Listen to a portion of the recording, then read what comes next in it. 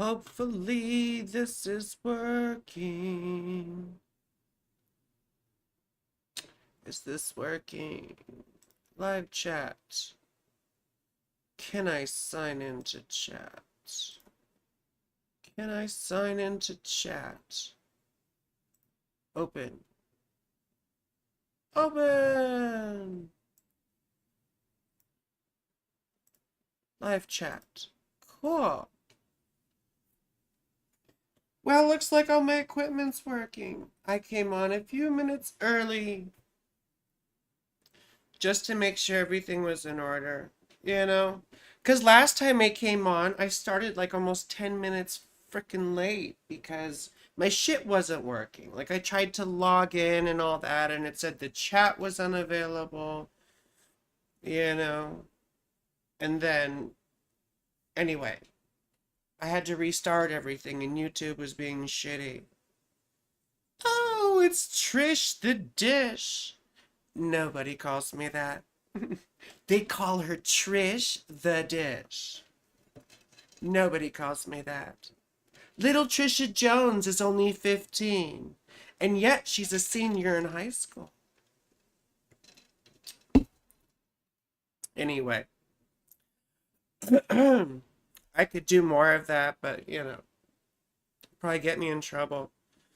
We'll get into charts in just a second. I wanted to give people more opportunity to get here. Like I said, I started early, you know, and I wasn't planning on it. Just wanted to make sure all my shit was working, you know? Some people are a lot like clouds, you know, clouds, you know. 'Cause life's so much brighter when they go.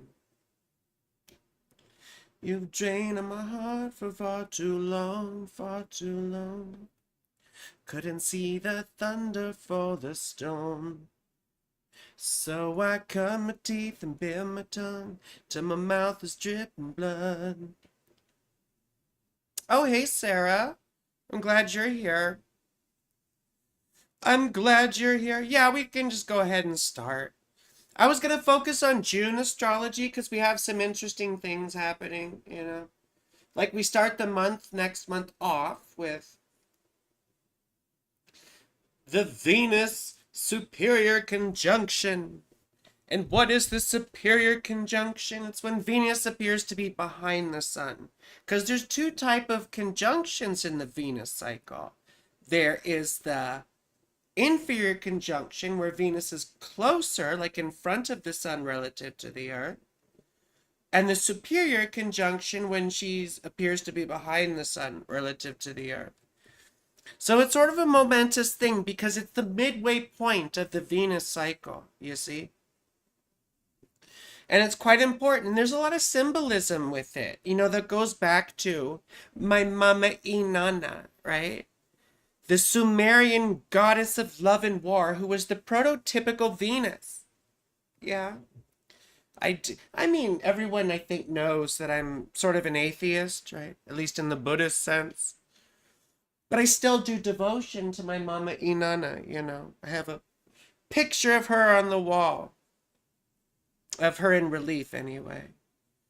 So, but it's a really momentous occasion. It's, like I said, the midway point of the Venus cycle, and the house that it occurs in for you is going to show you where beauty is being shown upon, right? Where the sun is shining upon your sense of aesthetic, your sense of relationship, right? Maybe even romantically. I mean, it's going to be my, what? Sixth house? No. Fifth house, right? It'll be my fifth house. So I'm hoping for lots of romantic liaisons, you know. I'm hoping for it. We'll see. I mean, they tend to happen anyway, but it'd be nice to meet another partner again, you know. Just not going to hold my breath. Because that shit never works out for me. You know, it just doesn't. I was supposed to have a date today, but that fell through.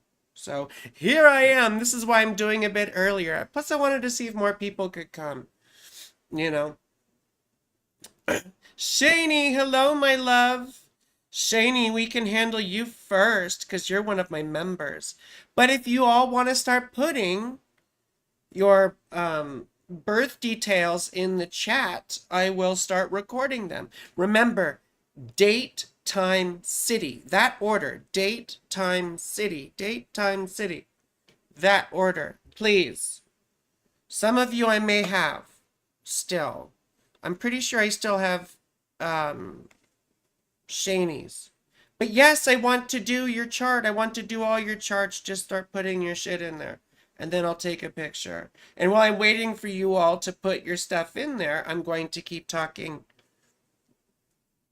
Never works out for you either. You get bored quickly. I mean, I'm traumatized from relationships, to be honest with you. You know? When they get too close, especially too quickly, I start getting red flags and shit. You know? Anyway, that doesn't really matter. That's neither here nor there. I miss that feeling. I really do. Anyway, you know, just a couple days after the Venus Superior conjunction, you know? Wait. Cool. Remember, date, time, city. I need all three in order to read your chart. Date, time, city. Date, time, city. And this is only for people who feel like they are okay publicly sharing the birth dates. Date, time, city. Date, time, city. I'm gonna wait for more people to put their shit in the chat so I can see it all together and take a screenshot. But also, we got the new moon conjunct the superior conjunction just a few days later. I mean, this is gonna be wild. A new moon. It's a new moon record on the conjunction. And then a few days later after that, on June 8th, we're going to have Saturn square Venus and the Sun, right? Because they're still conjunct there. Relatively, by a few degrees at least. And then also on June 8th, Mars enters Taurus, which I'm not excited about, but there you go. I guess I'm really never excited about Mars doing anything because it always causes me problems. And then Mars square Pluto on June 10th. And then June 17th, Venus enters Cancer. And then that same day, Mercury enters Cancer. And then Shreveport, Louisiana. Shreveport, Louisiana. My mom lived there for a little bit because my grandfather was military and a chemist. So they moved a lot. And then June 20th is the solstice. And then we have a full moon sort of conjunct that solstice the next day. So quite interesting. I'll go ahead and take a fucking screenshot of it. And I'll start working on your shit here. Or start going through it. And we're going to start with Shani. Shani. And we'll do a brief rundown, you know, of the June astrology. As we do each of, you know, we're going to do brief little horoscopes for each of you who are here. It'll be fun. This is what we always do. For those of you who it's your first time here, please like the stream. Like the stream. Like the stream. Subscribe to my channel. Please, please, please. Please. I do really good fucking videos too. I'm super cute. I'm pretty funny and I know my fucking shit. So subscribe to my channel. Subscribe to my channel. And like the fucking stream. Like the fucking stream, yo. I gotta stop cussing so much. I'm just like, you know, getting excited. Latvia. Cool. I always say I have clients from Tacoma to Tbilisi. Right? So funny. I have so many clients in Oz, Australia, you know. I call it Oz. Let's go to Shani first. Let's go to Shani. The Shani curse. Wow, lots of Okies. Hey, Trish the Dish, did you put your shit in? I don't see your stuff anywhere. Hello, Megan. Hello, hello. Oh, thank you for digging my style. Anyway, let's go to Shani first so we start. I don't waste too much time here. Here we got Shani's chart. You cuss when you get excited too? Well, I'm trying not to be too excited. I mean, the reason why I'm on right now is because nothing super exciting is going on. I mean, it was my birthday last week. I'm 1 degree Gemini. Yay! It's my season. And I spent all my birthday days. My birthday was Wednesday. And I had my daughter from Wednesday until this morning. So it's been all girly stuff. It's been me and my baby. It's just been me and my baby. So I just want to take a couple more screenshots. Please, for those of you just joining us, like this stream. Like this stream. Like this stream and subscribe to my channel. Because I try to go live a couple times a week. And feel free to tip me. There's super thanks down below. Or, you know, my Patreon is over there. Anyway, let's go to Shani. My hair looks really nice. Thank you. This is what it naturally does. I was straightening it for years, and my daughter told me to stop. She said, don't dry brush. Just put frizz product in there, and it'll turn out like that. And it does. But, you know, I'm going to get bangs tomorrow to hide my massive Saturnian forehead. Anyway, to Shani, the curse of my love, Shani.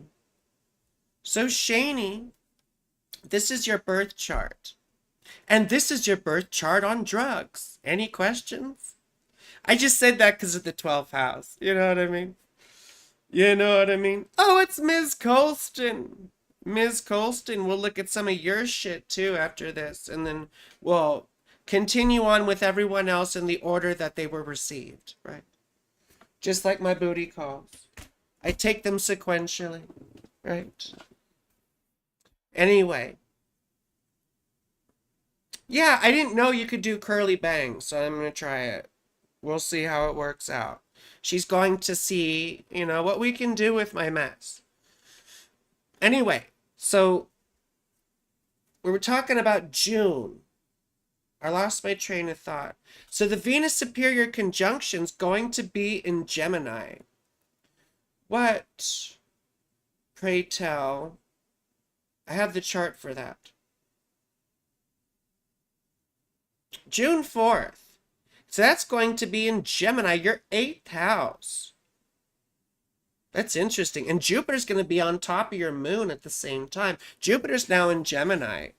So we talked about Jupiter and Gemini horoscopes last time, right? So Shani, we talked about probably a little bit of good luck that comes from a death or a death situation. Sometimes we see a gift of money or monetary recompense, or on a more psychological level, right? It's having to face and heal wounds that we haven't faced or that we've sort of suppressed or shoved down, you know, psychological traumas that we avoid.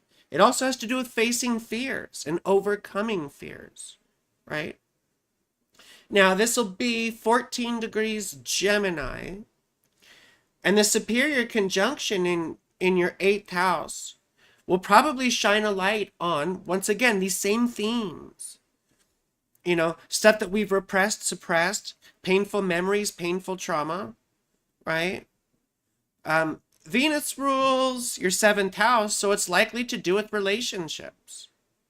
It's likely to do with relationships. Perhaps it comes to light that someone was treating you bad or whatever. It could also be forgiveness, right? Reconciling a relationship. Doesn't mean you're going to get together, but maybe someone forgives you or you forgive someone else. But there's some sort of release, right? Because the 8th house is debt, right? I always talk about squaring an emotional debt. That's just why I say forgiveness is in there, you know. And you carry trauma around with you like luggage with that eighth house moon. Just happens. There's mama trauma typically there, right? And hiding our feelings from ourselves. You see? You see? And I think of Venus in the eighth house anyway, as forgiveness, right? And the sun shining on it in the superior conjunction, right, is the revelation of a hurt or wound that needs forgiveness. And we think about anger, right? Anger is basically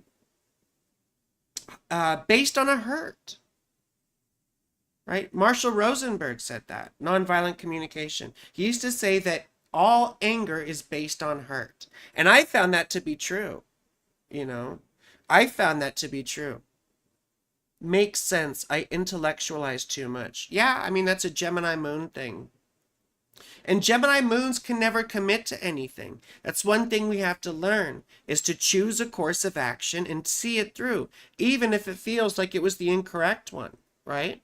We have to see things through to their conclusion. Otherwise, we don't really know, right?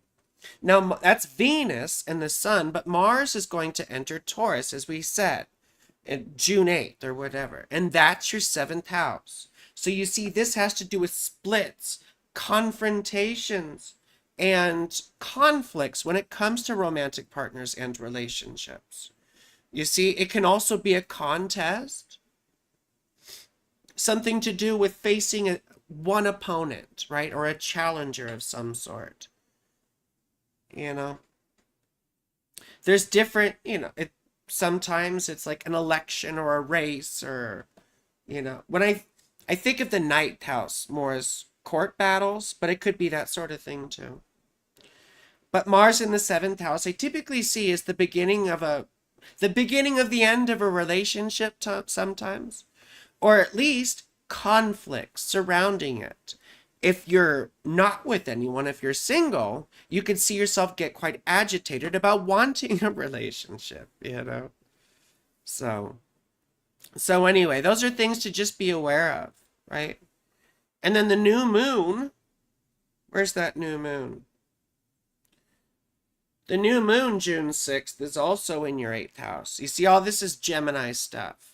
And new moons are the beginning, of a monthly cycle. And we set our intentions at the new moons, right?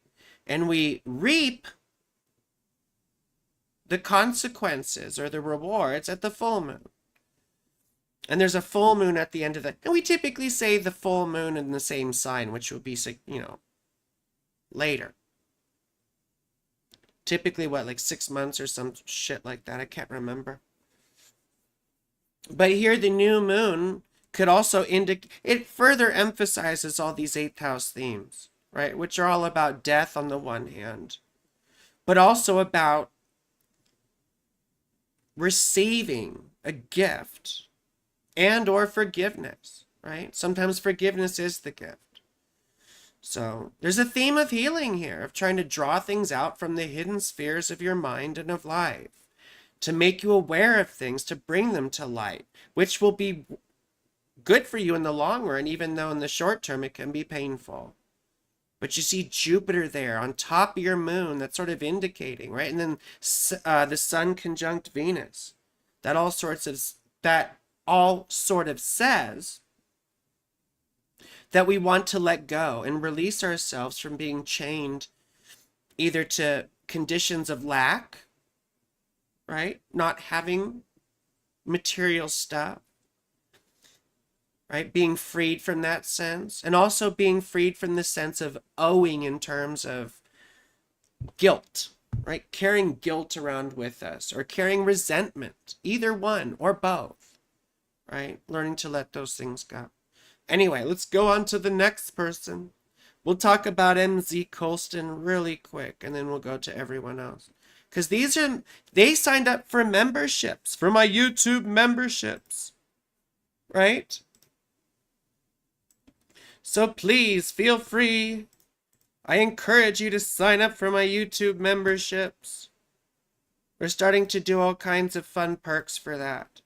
So, Now, Ms. Colston, Cancer rising. We've talked about your chart quite a bit. But I do want to mention those few things. The emphasis, once again, on Gemini, which for you is your 12th house. So you see how difficult this stuff all is. Jupiter has just gone into your 12th house. You just finished your Jupiter return. This will probably feel a little bit like deflation, like letting the air out of your balloon, losing a significant amount of energy. You're right. I mean, it's sort of similar to the 8th house in some ways, but way different in most ways. But in terms of facing trauma, that's where they sort of intersect. For you, the emphasis is a bit more on perhaps mental health or addiction stuff. Yeah. But also a sense of isolation. I think of this as mental healing time, when we have to contemplate big events in life and we have to process things, and we process things by letting ourselves feel them. I also consider this the self-care type transit. So Jupiter will be here for a while, right? For a year. And this sort of, to me, shows that we could get into therapy. We could start addressing mental health issues that we've avoided, addiction issues that we've avoided, just trying to straighten our lives out. Sometimes that's just organizing our minds. Sometimes we've avoided responsibility quite a bit, right? And that's also 6th house stuff, taking responsibility for ourselves and our material resources and our material lives. You see? So, but the new moon here, right? And then Venus being here, conjunct the sun, the superior conjunction, shows you what these issues are. So right now it could feel sort of nebulous. Maybe you're not sure why you're starting to feel a bit low vitality, low energy, Jeb. He's so low energy. I think of Donald Trump saying that bullshit, low energy. That was like such, anyway, that's a phrase they're using in the media a lot now, talking about politicians. And we start to feel low energy. But when the sun is conjunct Venus, right, the path forward will become more apparent. You'll get more clear about what issues specifically are bothering you and why. Gemini does have to intellectualize these things. And being that Gemini is your 12th house, this is probably always a difficult time of year for you, right? It's when things are sort of hidden from us, when we feel like we start to unravel. For me, it's Christmas time, because Capricorn is my 12th house, you see? So anyway, the new moon here, though, with Venus conjunct the sun, brings these sorts of things to light. And there's a lot of optimism around that, you see? There's a lot of optimism around that because as things get more clear from observing yourself and allowing yourself to feel things, then it becomes more apparent as to the root causes of these issues, So to me, it's a big optimistic thing. Just realize that Gemini, whatever house, whole sign house Gemini is in your chart, is going to be the big emphasis for this coming month. Now, Mars goes into Taurus, right? June 8th, yeah. June 8th. Excuse me. Watch out, because that can often be splits with friends. When I have Mars go into the 11th house, I tend to see, difficulties with friends or, the groups that you're a part of. But also, I've seen a lot of harassment come at me too on social media and stuff. Because the 11th house is also social media. It's our friends, fans, followers, right? It's optimism. It's our hopes and wishes as well, you see? So we also tend to get very pessimistic. We get very negative. And we get combative with people. So just watch out, because that's in the cards too. But anyway, let's move on to the next person. Who do I have next?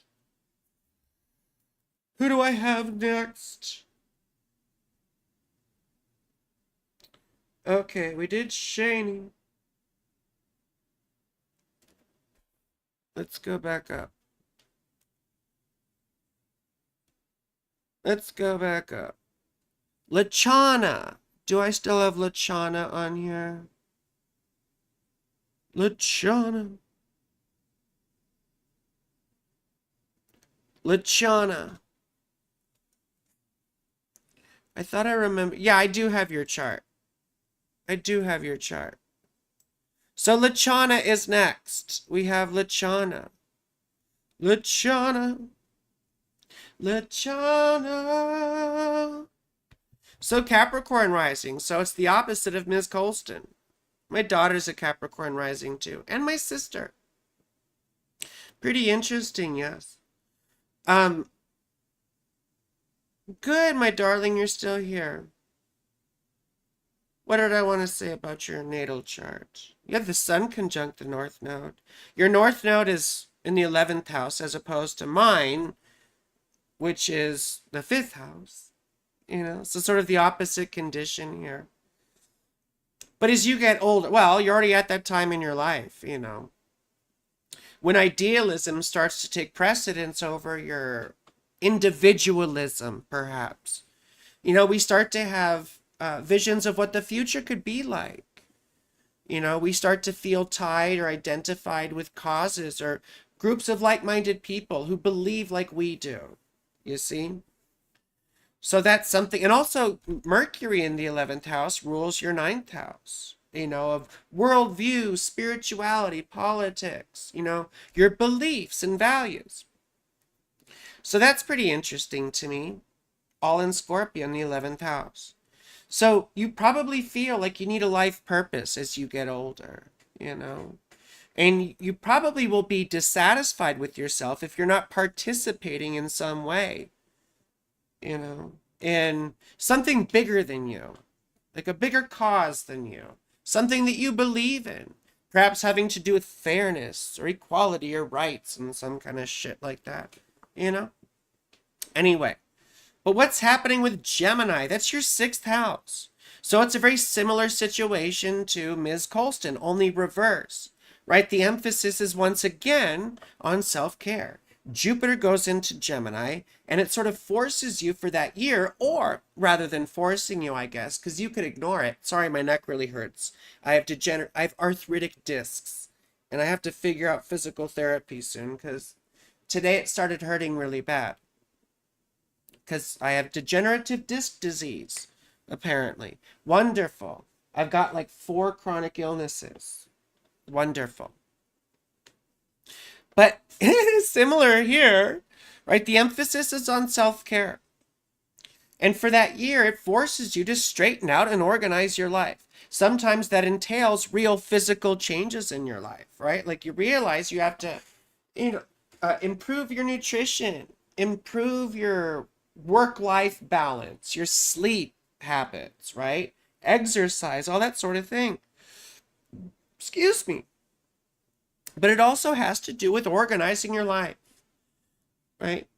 It's taking responsibility for things, which is what the 6th house is about. Mars going through the 6th house is making sure we do things and accomplish things.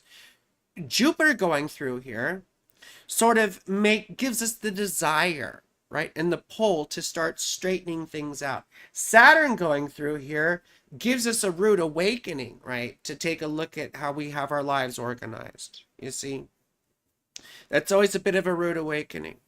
But for Jupiter, you can see this as a lot nicer. Once again, it's a self-care transit.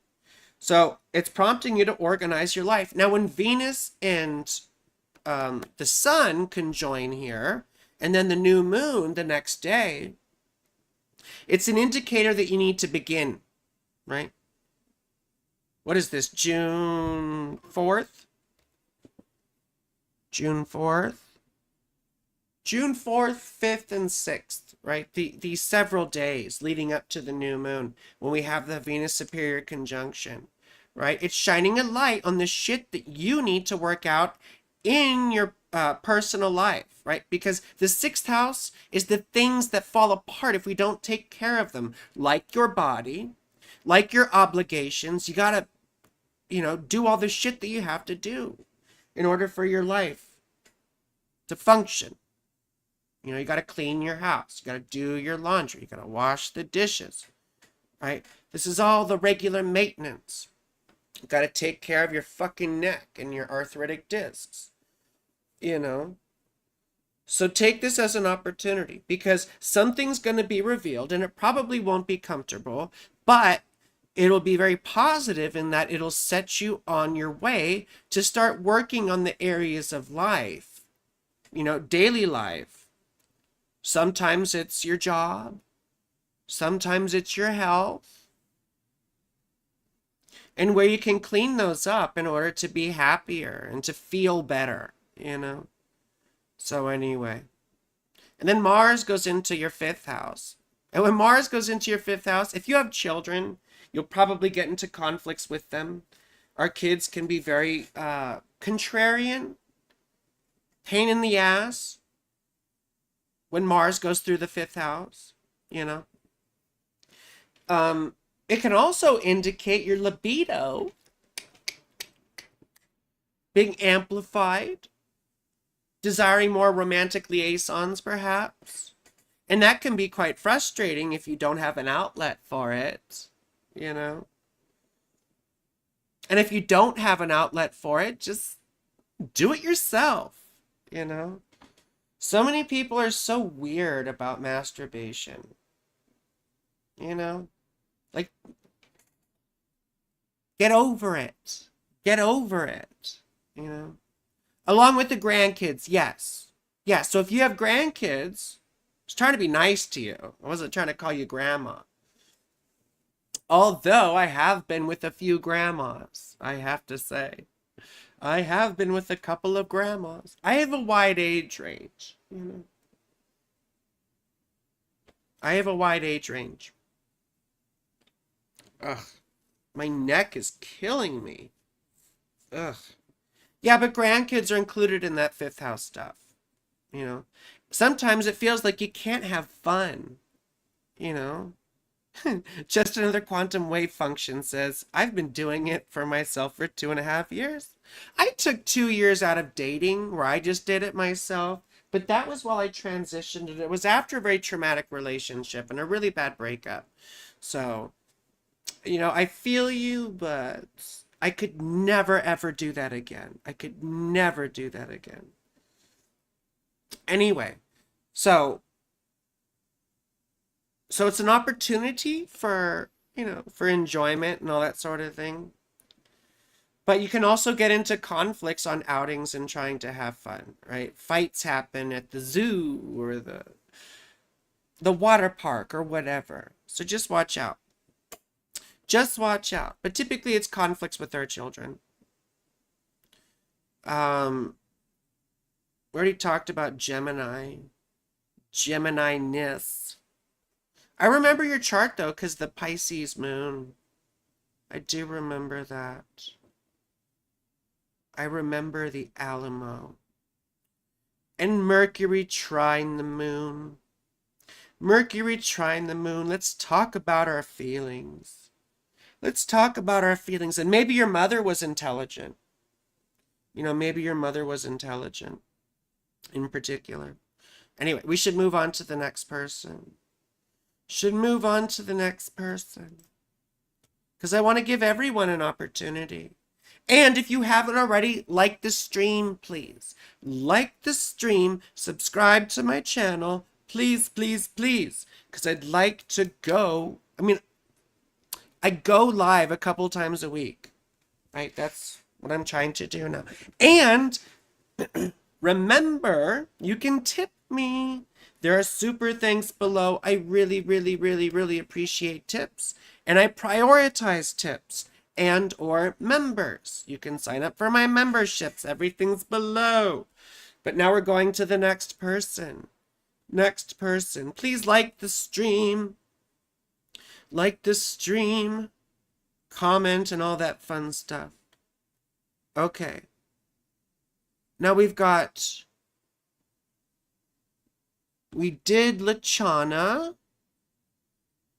And we are doing just another quantum wave function. So we've got quantum. I'm just going to call you quantum. Just another quantum function. Oh, oh, wish it was something. I don't know. Just another manic Monday. Anyone remember that song? Just another manic Monday. Your birthday's the day before mine. Oh my gosh.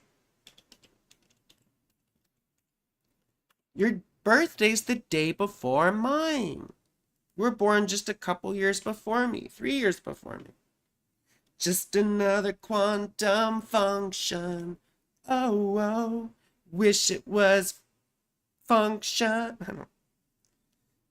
I'm just talking shit.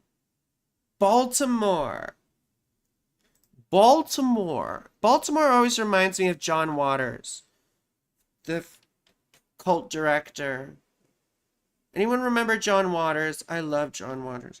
2:37 a.m. John Waters. Just another quantum function. Baltimore, Maryland, Baltimore.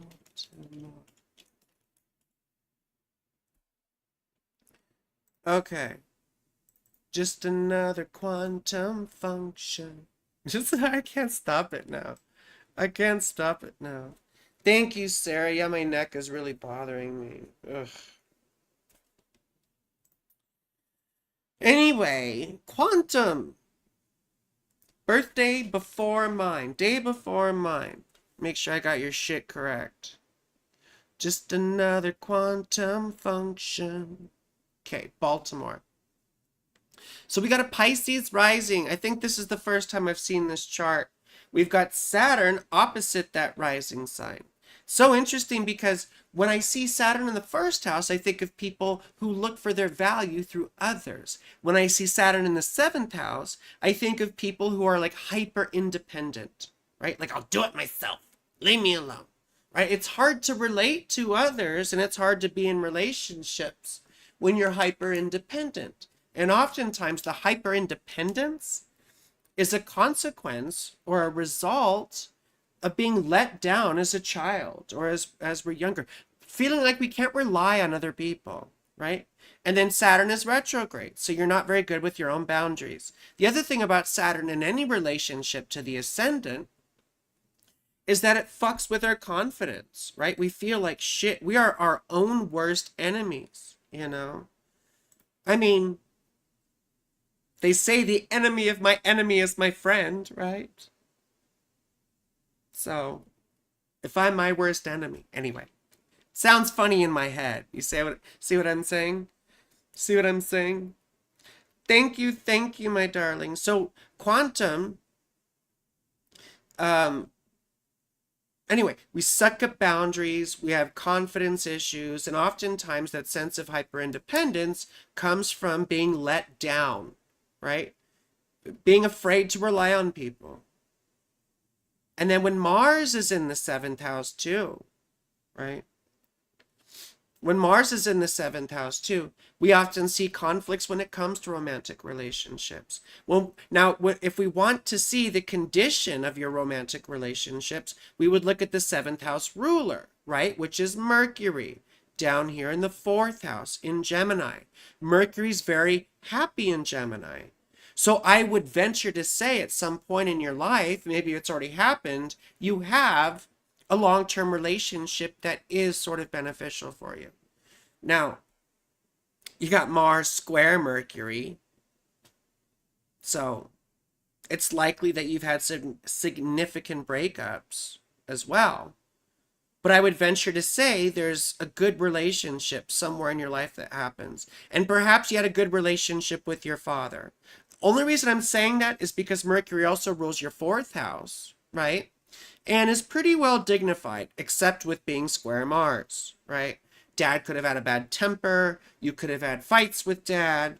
There could have been like he doesn't accept me or some shit like that, you know? But on the other hand, I would say there's also a pretty good father or successful father, or maybe you got along in some other way. I don't know. But with the emphasis on the fourth house, I would say you need a partner who feels like home, who you could introduce to your family, right? Someone who your dad would approve of, perhaps. You know? Your sun is conjunct mine also. It's so funny. You know, early Gemini suns. And your son's in the fourth house. So family tradition is important to you. Perhaps you're patriotic, you know, or or you're into genealogy, things like that, you know. You're into the homeland or the past in some way. Maybe history, could be family history. It could be like your ancestors and all that kind of bullshit. I always say my ancestors were assholes.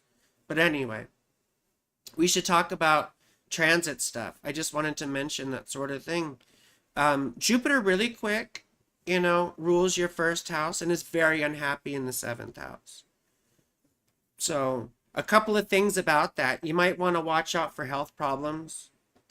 Shit like that happens with a very unhappy first house ruler, which yours is, and it's square your sun, so you're a bit pompous perhaps. You always think you're right, you know, even when you're not.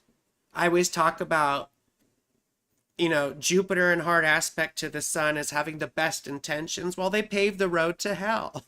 You know what I mean? I'd like that. Maybe I need to come out of dating retirement. I mean, yes, I think so. You're going to have your Venus return. You have a Cancer Venus like I do. Venus is going to go into Cancer later on in June, right? When does that happen?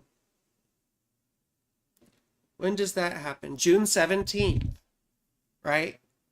So from mid-June until the end, you're going to have Venus in your fifth house. This is a great time to get out and try and meet people, right? You know, go on dating apps. Like I date, I see one woman who's almost 50, like almost 10 years older than me, you know, and then I see others who are like 15 years younger than me, you know. So it's a wide range. You never know what you're going to find. And I have, you know, I have fun with all sorts of people. So just put yourself out there, you know. You got Saturn going through your first house right now. That's fucking doozy, isn't it? It's a reckoning. You know, you get faced with parts of yourself that you ignored. We start getting obsessed with our own mortality, you know. We start contemplating death. Sometimes we lose weight, but usually it's because we start having chronic illness issues and physical problems. I know when Saturn went through my first house, my POTS and Ehlers-Danlos shit like really went bad. You know, and I was thinking about death all the time. And I came out as trans at the same time too. Well, around then, you know. I'm not saying any of that shit'll happen necessarily. But we do see physical issues. We do see a morose or melancholy demeanor for that time. And we also see big transformations, either in terms of our appearance, the way we dress, and our identities and the way we experience ourselves, you see. So, but all the emphasis here now is on your fourth house with the Gemini shit. Jupiter is on your sun, right? This is a wonderful thing to have. So enjoy this because you could see benefits from your past and from your family history coming up at this time, you know? Like, I don't know if you have like inheritance or something like that, but you could see returns on investments or land or something similar, but something to do with your family past, you see? For autoimmune issues. Yeah, well, they're going to be flaring up, you know, for a bit. So, but you should still get out and start dating. That's going to be really important. I really think that's important, especially mid-June when Venus is going to be in your fifth house, you see. So anyway, there's a lot of good stuff happening with your home and living situation, right? The light is being shown on that sort of thing. If you were trying to buy a house or find a place that could be something at this time, or could be reconciling with your family or your past or your father in particular. We also see decoration, home decoration, that sort of stuff. Enjoying our own company and our, you know, learning to enjoy our private life and our private space. So, but we should move on to the next person. We should move. Make sure you like the stream if you haven't already. Like the stream, like the stream, like the stream, like the stream. We did Lachana. We did Quantum, Lachana. Now Sarah.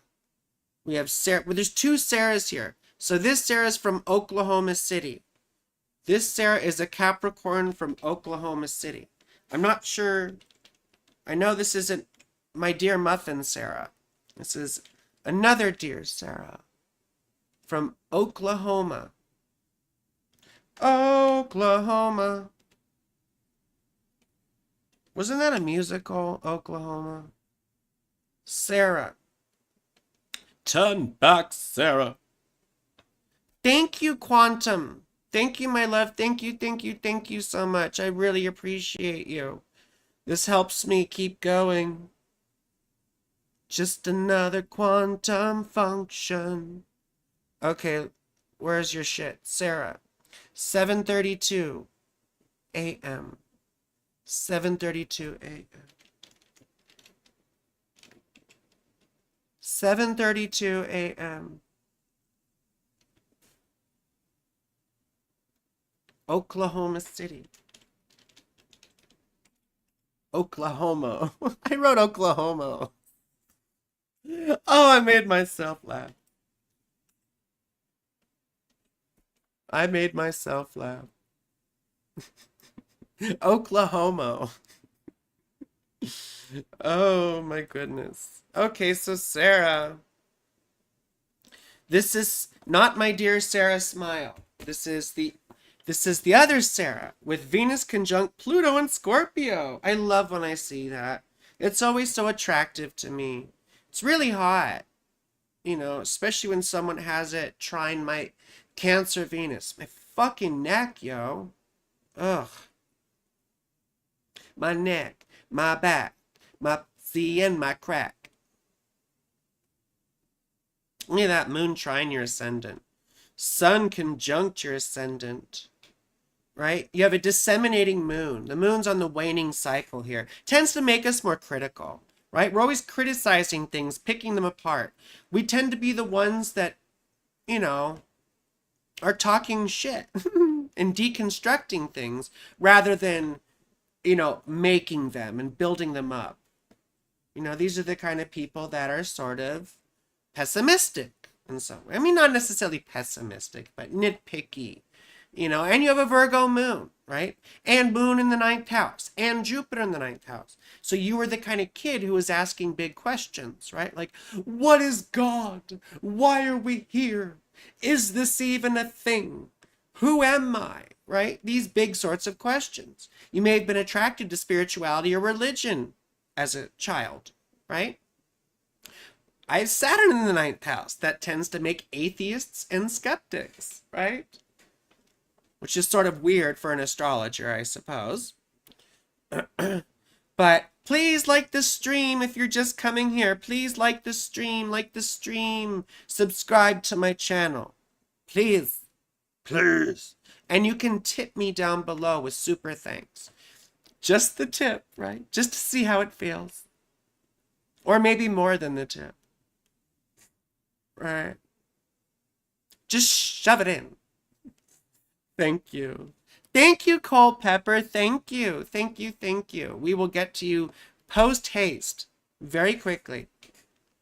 So anyway, you know, this can be a very spiritual, religious type person or someone attracted to those big questions. Sometimes you see astrologers or people interested in astrology, right? But Jupiter's not happy. And Jupiter rules what house? The 3rd house. So I would venture to say there were not good relationships with siblings, or perhaps there were learning disabilities or mental, or what's the name? Neurodivergence growing up, right?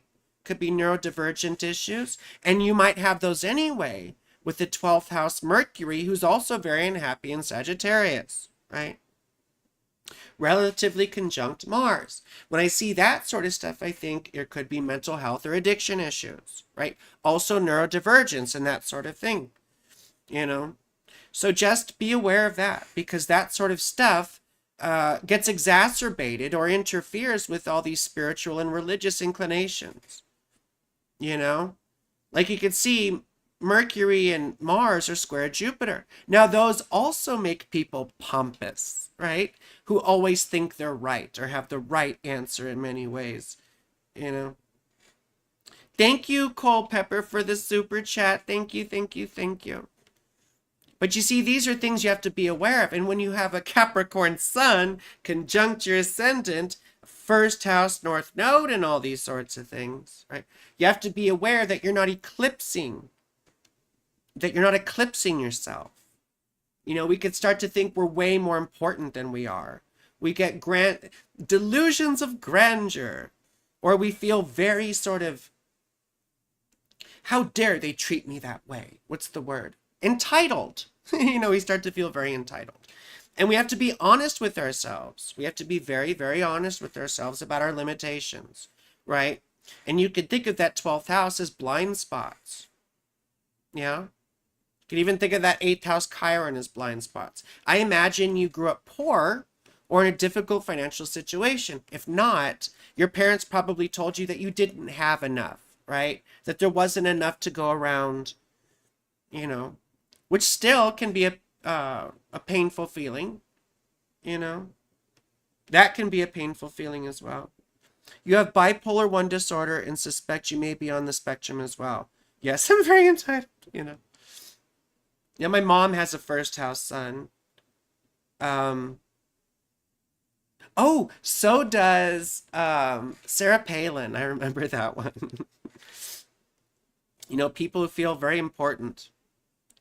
But when your North Node is in the first house, it's about getting a more objective view of yourself, about self-discovery. What is the nature of self? And with all that 9th house shit, that's what you should really be concerned with. Because I promise you, the nature of self, of consciousness, that's the real mystery. You are the mystery. You are the mystery, right? You have no business throwing your attention away on fucking aliens and twin flames and mystical bullshit that doesn't involve your consciousness, right? Because the sense of you being here is the most important thing, and I always say that, right? Now, Venus conjunct Pluto is quite creepy, isn't it? Gets obsessive. You know, it can be very alluring. Can be very alluring and attractive in some ways. But then it can feel very possessive. It can feel very sort of draining, right? They're always suspicious. Things get intense in relationships really, really quick. And that's oftentimes a red flag. At least it is for me. You know? At least it is for me. Anyway, just really quickly, Saturn's going through your 3rd house. You feel stifled and stuck, unable to express, unable to get things done. If you're in school, it'll feel like it drags on forever, or like you have setbacks. Siblings could have problems. You could lose your car or your means of transportation. Very literally, that sometimes happens, you know. Feeling like a stranger in your own neighborhood. God, my neck, whatever. You know, then Mars is entering your 5th house pretty soon here, right? Maybe you had issues with parents. Maybe you had issues with landlords, right? Maybe you felt like you had a break from your family past in some way or your genealogy. And now this goes into the 5th house of children and sex, right? So you could be having conflicts from trying to have pleasure or your own fun, right? You might want to fuck or whatever, and things keep intervening. Or your kids could be a pain in the ass and could fight you or whatever. Or there could be conflicts around your kids, bullies and stuff like that, having to address. So just be aware, things like that. Then all the emphasis is on your 6th house, right, with Gemini, which is all about self-care and learning to get your life organized and under control. Right? The 6th house is the shit that falls apart if we don't take care of it. Yes? Oh, God. So remember, that could entail things like Yeah, taking responsibility for your life, doing things that you didn't necessarily want to do, and also taking care of your physical health. And I always mention the three things, right? Sleep, nutrition, and exercise. Getting in regular rhythms with those, you know? Seeing a physical therapist, perhaps. I don't know. All sorts of stuff. But we should move on to the next person. We should move on to the next person. Yay. Okay, who's next? Who's next? It's Culpepper. And thank you so much for the thank you so much for the for the tip. Thank you so much for the tip. And then we'll get to Megan Adams right after. So we're doing Culpepper and then Megan Adams. And then Sarah. Sarah Smile. So Culpepper. Culpepper. I wish like I could do two things at once, but I'm a Taurus Mercury and I can't. Like when you're a Gemini with the Taurus Mercury, you don't really feel like a full Gemini. You feel like a Gemini with a weight on you. Because everything goes slower, you know. June 16th, we got a birthday coming up. 1972. That was the election year of 1972, right? I was a big Hunter S. Thompson fan on the campaign trail 1972. It's when George McGovern was running against, who was it? Hubert Humphrey? Hubert Humphrey and who else? Anyway. Richard Nixon. Richard Nixon. Was it Richard Nixon? Yes. Yes, Richard Nixon.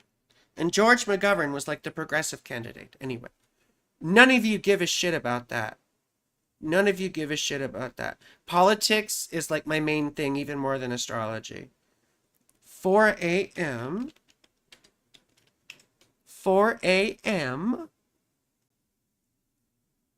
New York City. New York City. Pace picante sauce. Oh my gosh. Oh, look, we have a Gemini rising with Saturn and all. See, it's interesting when I see Saturn, the Sun, and Venus in the first house. Because it's an interesting dichotomy, right? It feels very confusing on the one hand. Because it's essentially looking for adoration. You know? It's, it only feels whole, right, when it's being desired or adored or paid attention to in some way. Like on the one hand, Saturn in the first house is like, you know, it's needy. It gets its self-worth oftentimes from other people paying attention to it, right? It gets its validation through relationships, yes? But when the Sun is in the first house along with it, there's at least the veneer of self-confidence, right? It's people who really, really need attention in order to feel good or in order to feel whole. And when I see Neptune on the descendant opposite the rising, right, there's a tendency to sort of be a chameleon, right, to change based on circumstances. So there could be this, you know, and a Leo moon, look at that, a Leo moon. And technically it's square Neptune. So there could be a tendency towards being manipulative in order to get what you want.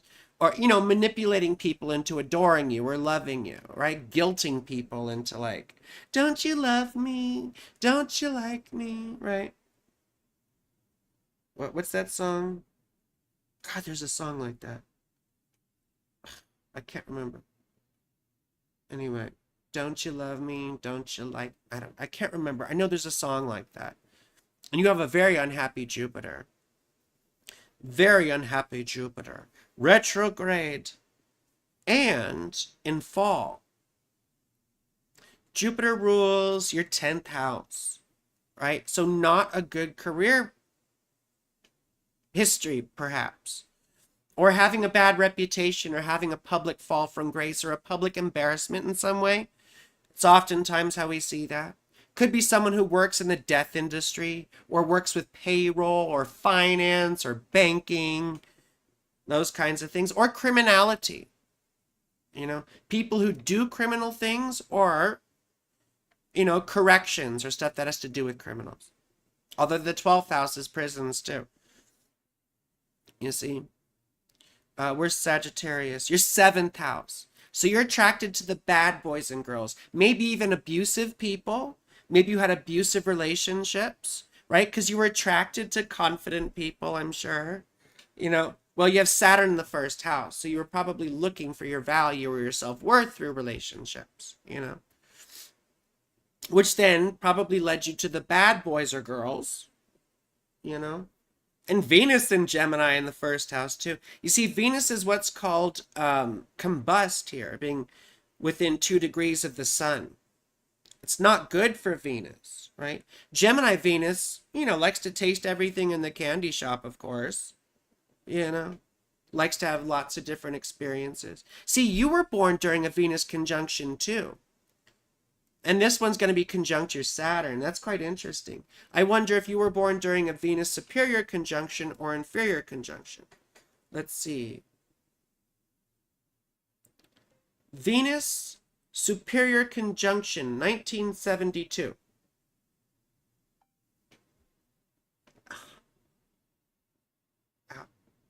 Here we go. Venus phases. See, 1972. Where was 1972? June 17th was the inferior conjunction. So you were basically born like at the beginning of the Venus cycle. Well, you could say at the end, and the end is the beginning, and the beginning is the end, right? Like that Smashing Pumpkins song. But you were born at the inferior conjunction, essentially the beginning of the Venus cycle. So this is an important thing for you, that you're having that again in your 1st house. It's going to shine a light on that sense of identity, right? You were born with Saturn in the 1st house, which, makes that a difficult thing for you throughout your life, right? We keep looking for our sense of self-worth through relationships and stuff with other people. Now, you're 10 years older than me or 11 years older than me, so hopefully you've made some progress with that. I should probably look and see if I'm totally off here. No, only manipulate people with your great sense of humor.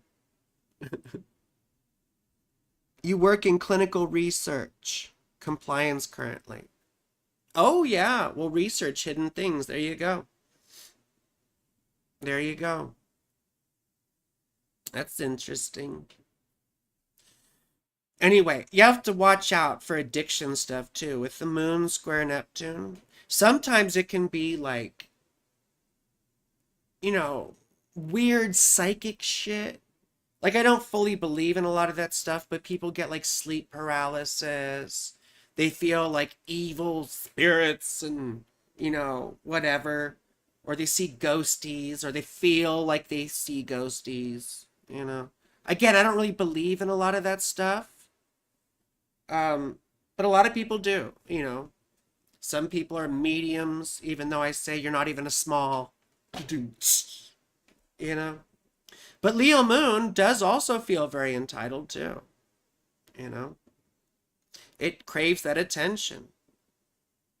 So anyway, you have to watch out spending money with that unhappy Mars in the 2nd house, Spending money. Maybe spend money like a drunken sailor, And then Mercury opposite Jupiter, always thinking it's right also, Sort of puffs up our mind, puffs up our brain. We might use a lot of big words without knowing what they mean. I don't know if anyone remembers like the show In Living Color from back in the 90s, and there was that character that went, like, used a bunch of fake big words without knowing what they meant, like, the obfuscation of the consideration of the do, Anyway. So, it can be a funny thing. But Venus combust in the 1st house, it can also be pretty attractive. Venus is retrograde though, so a lot of the good things of Venus don't happen until later in life, oftentimes. So, You might have children later in life, or may have had children a bit later, like, after your 30s or whatever. Your sex life maybe improved as you got older. I don't know. Right? So say something nice about you. I'm just going by your chart, yo. Like, damn. And I'm sure you're very creative, a good talker, right? Moon in the third house, an effective communicator. And you've got good stuff going on. Like, you've got all this entourage going into your first house. You see? That's very cool. You're about to have a pretty good time. Jupiter's going to be in your first house for about a year. This is pumping up your confidence. And if that had been lacking or something you needed to work on, you're going to see major improvement here. Go look back at what happened 12 years ago when Jupiter was last in Gemini. It's my 5th house, right? That's when my daughter was born, at the end of the Jupiter Gemini thing. So go back and look and see what happened to you to get more of a personal idea here, right? But when Jupiter goes over your Saturn, what, cat? Damn, that was a weird noise. But when Jupiter goes over your Saturn here, it's going to lighten you up quite a bit. It's going to lighten you up quite a bit. What else is going on transit-wise? We talked about Saturn. We talked about Jupiter. Venus is going to go into your 2nd house mid-month, mid-June. So that's a wonderful time, you see, to do nice things for yourself, right? To buy some nice things if you've saved money. I'm not telling you need to spend, but, it could be a little reward. It could be a little gift or offering of money in some way. A little commission, a little tip, something like that. But it's also nice things, wanting to get nice things for ourselves, you see. You're hoping for a relationship. You're hoping for a relationship. Well, Jupiter does rule your 7th house. So Jupiter does rule your 7th house and will be going through your first. So that could be a possibility. I'd be careful. I'd be careful because Jupiter is in Gemini and a bit unhappy. So I'd just be a little bit careful as to get rushing into things. Get to know someone a bit first. And I could be totally off base, but also get to know yourself, right? Because you don't want to fall back into old patterns if that's something that you have repeated in past relationships. So just be aware of falling back into old patterns. But see, this is the cool thing about all these guys coming in, Jupiter on your 1st house also. And Venus coming in, coming into Gemini in your 1st house also, right? Wait, what's going on right?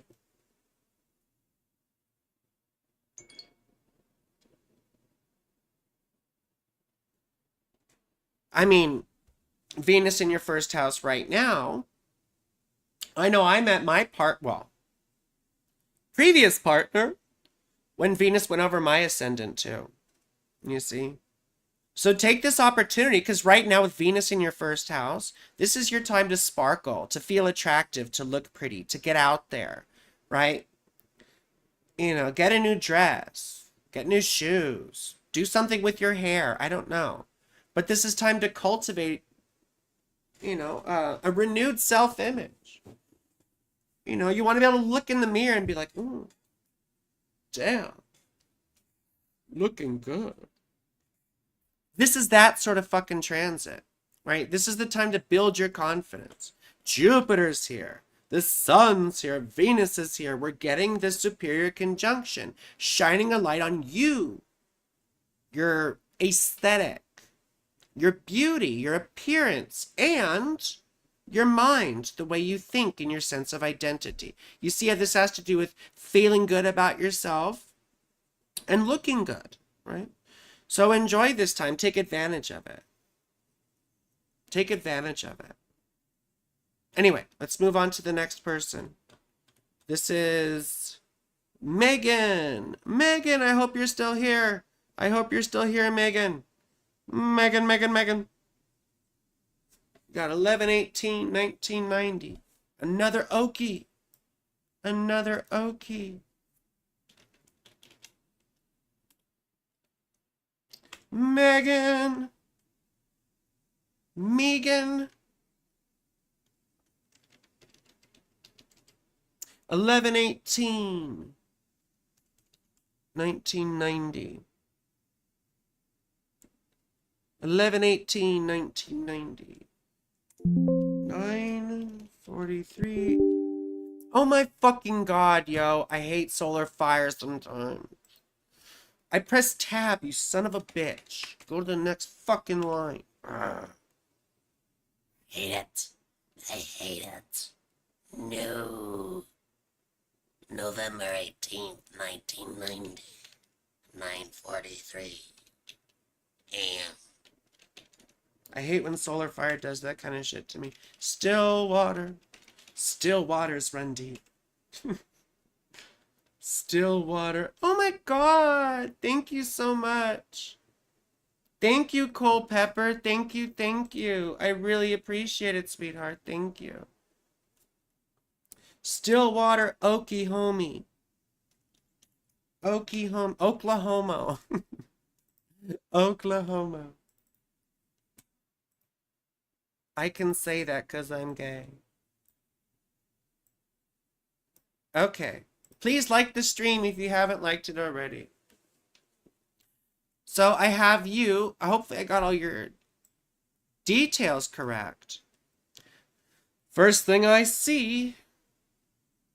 I need to get ready for some studying tomorrow. Thank you, Shani. I hope you have a good evening. I know it's super late there. Take care, my dear. What show was I just talking about? What show was I just talking about? I can't remember. Oh my gosh. Thank you so much. Thank you so much for tipping me. First thing I see is that fucking 12th house sun. That's rough. You know, that's a hard one. And the sun rules your 9th house. Well, and you have Jupiter in the 9th house. You know? We just talked about Jupiter in the 9th house. And that oftentimes, you know, is a very spiritual type person or someone who's very attracted to religion and spirituality. You know? These are believers. I'm a believer. I couldn't leave her if I tried. Then I saw her face. Do, do, do, do. Now I'm a believer. Do, do, do. Out of my mind. Right? A believer. Someone who's naturally inclined towards the mystical growing up. Ooh. I'm a believer. I couldn't leave her if I tried. So, you know, very obvious connection right there. And then Jupiter, right, is trine the moon and Mercury. So you see how all that is really connected. Hi, please like the stream, subscribe to my channel, please. Please like the stream and subscribe to my channel. Oops, I just dropped my pineapple. Anyway, it's another sort of interesting dichotomy, you know, because the sun is in the 12th house. When I see the sun in the 12th house, I think of someone who hides themselves under a bushel. Someone who doesn't like to be seen or recognized or take center stage. We also see people who are interested in cults, you know, or the monastic life, or priests or priestesses or monks or nuns, that sort of thing. People who go off into compounds or communes, like away from society, things like that. Or people who go to prison or mental institutions. We frequently see mental health issues or addiction with that sort of stuff. 12th house sun. Doesn't have to be any of that, but typically we see people who don't like public attention. But then you have all these other guys in your first house, right? The moon, Venus and Mercury, all in Sagittarius, right? And relatively close to each other. Because in the moon in the first house can sometimes have, you know, an inflated sense of self and self-importance. It can feel like, I have a destiny. Like, I have a destiny that needs to be done. Maybe mom was a bit narcissistic, or mom had an overinflated sense of self-importance. I imagine that with moon opposite Mars, mom was very aggressive, or had a bad temper, perhaps. You know?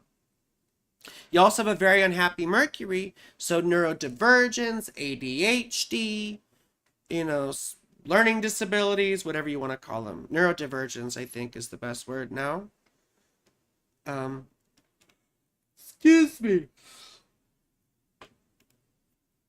And Mars opposite Mercury, too, also has a bad temper of its own. Well, your mom was very aggressive. You probably have a bad temper yourself. And you're probably a terrible arguer with Mars in Gemini. But Mars is retrograde. You see?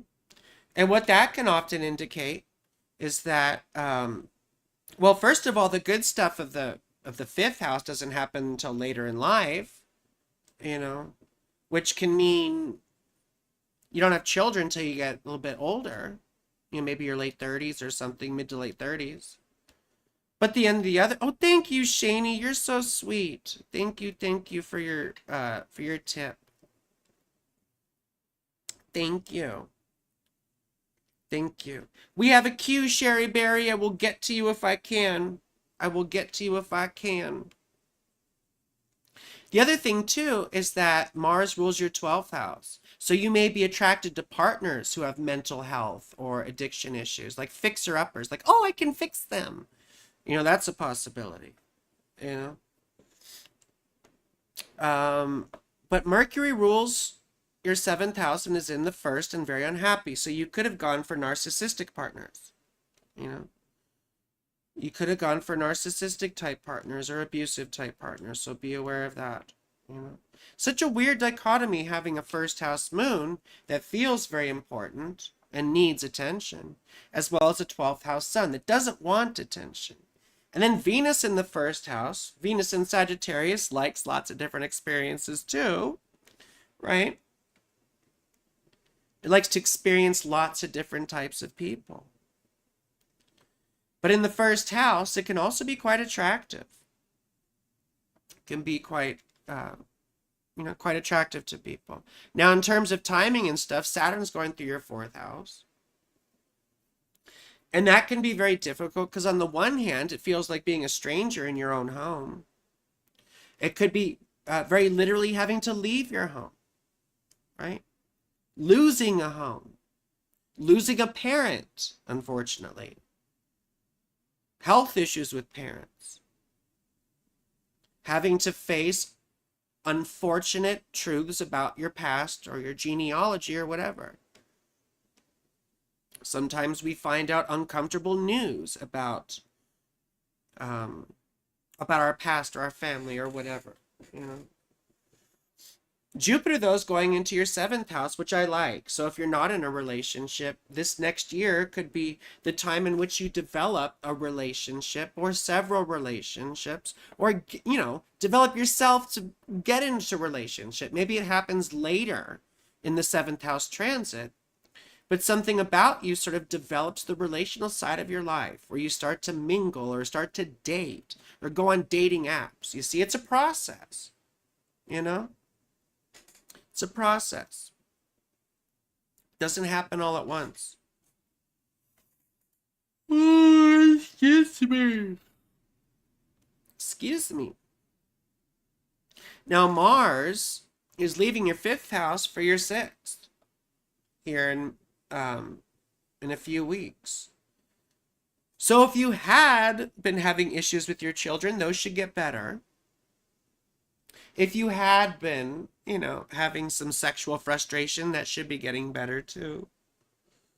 But when Mars goes into the 6th house, it's when we have to start taking care of shit. You have to start knocking stuff off the list. Mars rejoices in the 6th house. Why? Because the 6th house is enemies, injuries, illnesses, and obligations. Mars has the energy to get shit done here. Mars also represents illness, right? And injuries and things like that. So you have to be careful when Mars is in the sixth house because you can burn out. So don't burn the fuck out, you know. Like, get things taken care of on your list, but you have to moderate yourself and monitor yourself. So that, I don't know if you're like me at all, but I know with my ADHD shit, I'm like, I need to get this done right now while I have the energy. But that doesn't always work for you because you're gonna burn yourself out. You're gonna blow steam until you don't have any. So this is a time to take care of yourself. But all these guys are going to be focused in your seventh house of relationships, you see. It's not just Jupiter, it's Venus, the sun, and all these, you know, all these other gentlemen. With the new moon. So this is a time when you probably want to start getting out there, start getting on dating apps. Or if you have a partner, they start to become more and more your focus. You know, maybe you're planning on a marriage. Maybe you're planning on renewed commitments.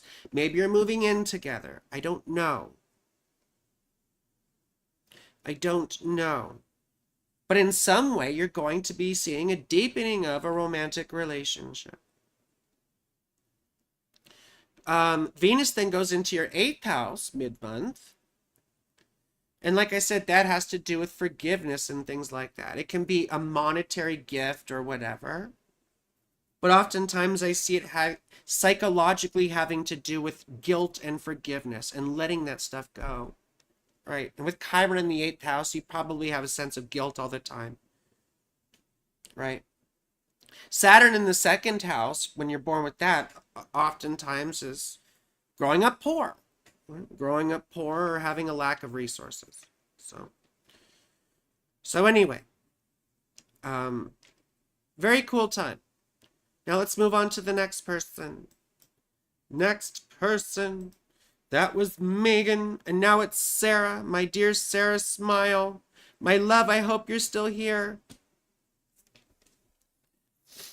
I'm going to call you Sarah Muffin. Sarah Muffin, my muffin, Sarah. You are my muffin. July 14th. Wasn't that Bastille Day? Isn't July 14th Bastille Day? The storming of the Bastille. The storming of the Bastille. Where the fuck are you now? Oh yeah, 1988. 1988. 11:08 p.m. Aberdeen.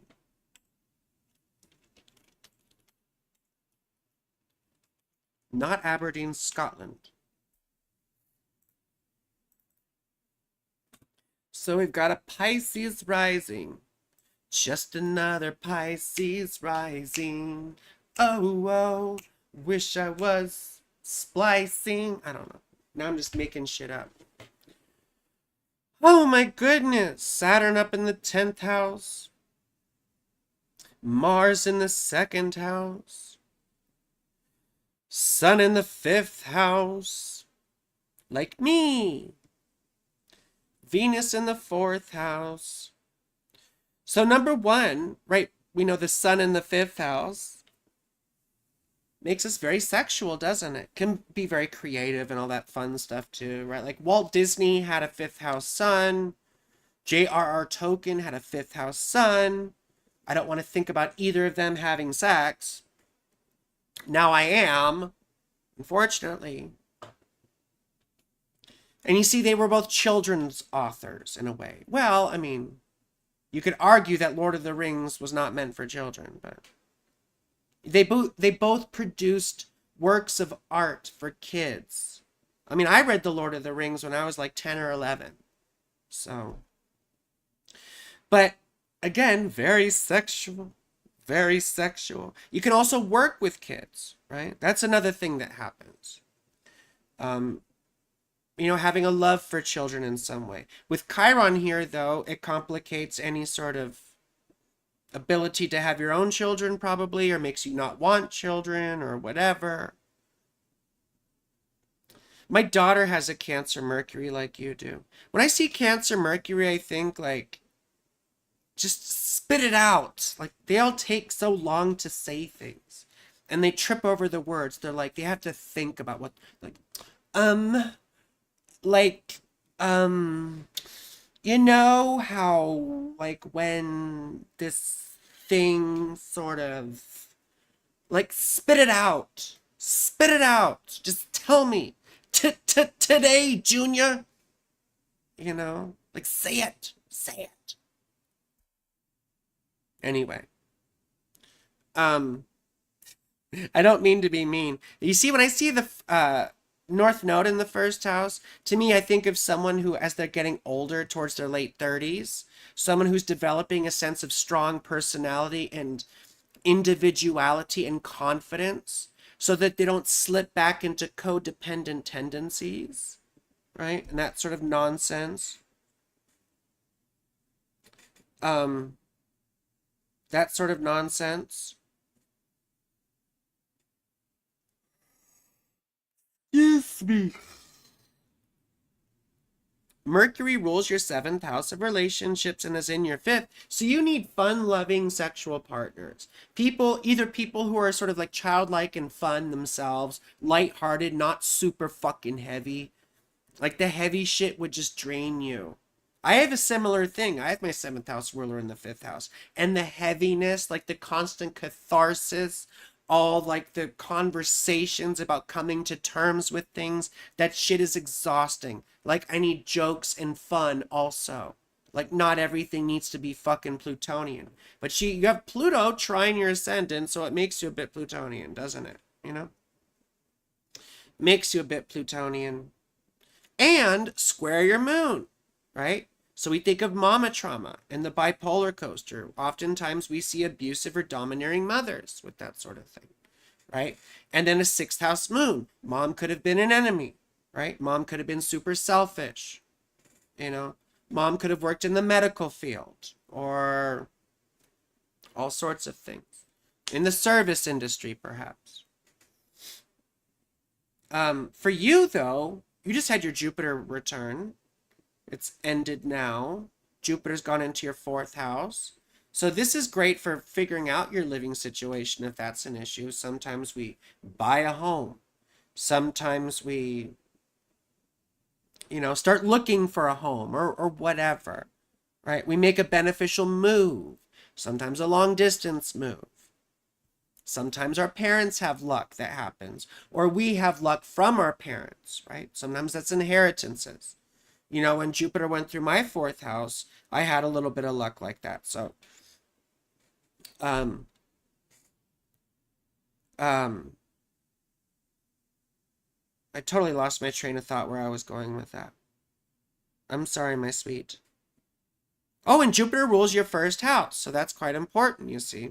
First house ruler in the third house, also ruling the 10th house. Your ability to communicate, to speak, to understand people, to connect with people. This is one of your strengths, This is one of your strengths in life. Perhaps you're a good writer, Maybe you've had a good relationship with a sibling that's helped you quite a bit in your life. Let me check the chat and see if you've said anything. Dang, Pisces rising all up in here. Yeah. Sarah, you still here, my darling? Yes, you are. Right? You're still here, aren't you? You're still here, my love. But when I see Saturn in the 10th house like that, conjunct the midheaven, I think of people who are late bloomers. The 10th house is life direction. And oftentimes we don't have a sense of life direction till we get older, right? Like I'm thinking as we get into our 40s, or I don't want to say that much, but our late 30s and things like that. Especially after you reach your second nodal return, when all this North Node shit starts to become more of an issue. When it starts to become more of an issue. When you realize you need to start taking charge of your life. and you need to promote yourself, right? You start to figure out it's worth more to be you than to be with anyone else. You know, that's very important, to be yourself. To be yourself. Well, and to take pride in yourself, right? And, confidence comes from accomplishment and achievement. It comes from doing shit, right? Arrogance is easy. You don't have to do anything for arrogance. You just assume you're the fucking best, you know? But confidence is hard won through pain and suffering, through doing things, accomplishing things. So I think you've done a fair amount of that in your life, and you should be approaching a place when you could be like, yo, I did that. I did that. I am good enough because I did that. You see? Sixth house moon, I wonder if you have chronic health issues or whatever. But that also is difficult for our confidence. You see? Gives us a sense of being our own enemy internally. So on the one hand, you're a Leo moon and you'd think like, oh yeah, I'm so great. But no, it's more about craving attention on the one hand. And you were just coming out of a new moon. Like you're the very beginning of a crescent moon. Very naive. Sense of naivety, right? Can be taken advantage of really easily. So another thing to be aware of. Now, in terms of timing with all this, the emphasis, as I said, is on Gemini and the fourth house, right? Your living situation, your private life, and your past. But Venus towards mid-month is going to go into your fifth house of fun and pleasure. So this is when you want to start getting on dating apps and start trying to meet people. Have fun, enjoy yourself. Now, it doesn't have to be sexual. It's just the way I think, because everything to me is sexual. But it's pleasure in general and having fun in general. So doing things that you enjoy, taking time for yourself, right? Lightheartedness, fun. Fun, fun, fun, fun, fun, fun, fun. The most wonderful thing about Tiggers is that I'm the only one. I'm the only one. Right? It's about having fun. Go to a concert. I don't know if you like that kind of shit. Go to a grown-up kink party, You've always wanted children but have a lot of childhood trauma. I put off having them and now you're 36. Wondering if it'll happen. That checks out. Well, don't worry about it. I know you have trouble articulating verbally. I'm not just going off of you. My daughter does that. I know lots of Cancer Mercuries who have trouble articulating. You know? So anyway. But Saturn is going through your first house. Don't forget that. That's going on right now.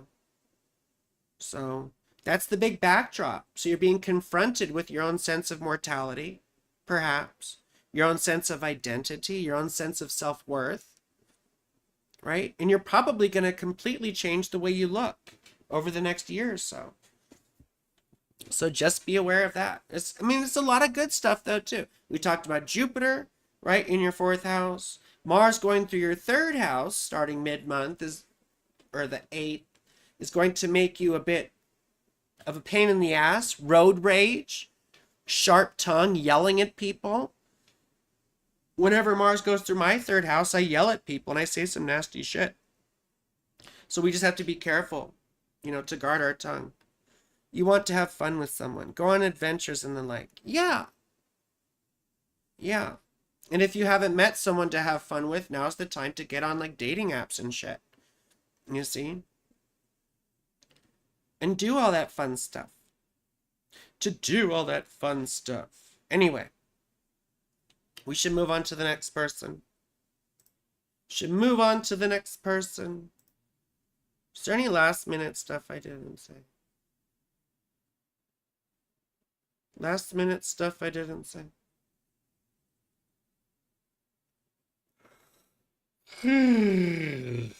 Yes, me.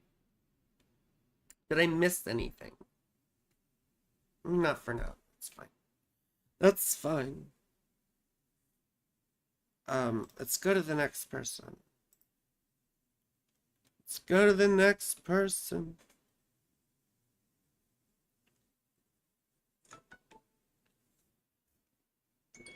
I'm already... What the fuck, yo? Okay. Megan. Sarah Smile. Okay, we have Shan. Is Shan still here? Shan. Are you still here, Shan? Holla if you hear me. I almost typed Shaq. Shan. Shan. 12/24/69. Shan. Shan. Are you here? Maybe you said something. I just can't see.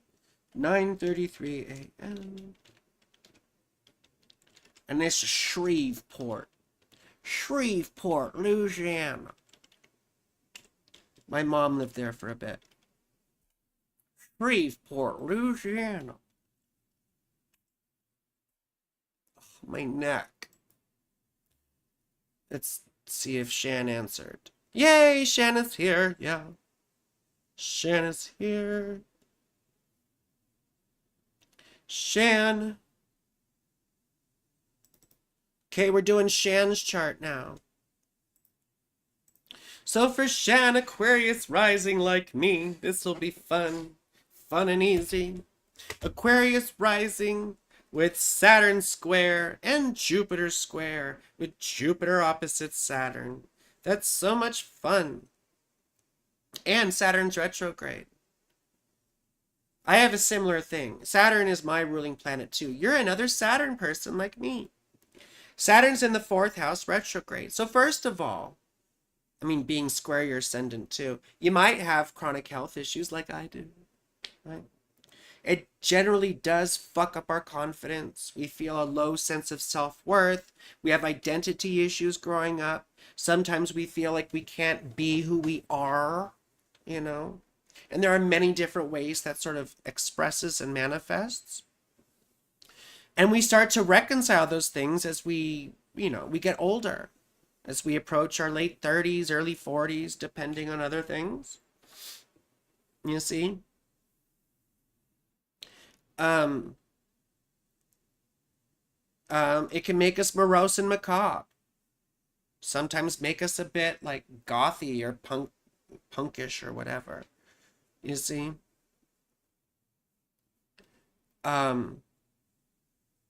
But when Saturn's in the 4th house, I often think of an abusive or absent or domineering father, to be honest with you. I would venture to say there wasn't a great relationship with Dad. Maybe Dad was way more interested in, causes or interests or friends or fans or groups or, his buddies, his poker buddies, his drinking buddies. Way more interested in that shit. Maybe he just wasn't around, Let's see. You do have chronic health issues and you are your own enemy. Yeah. You have a Cancer moon, my poor darling.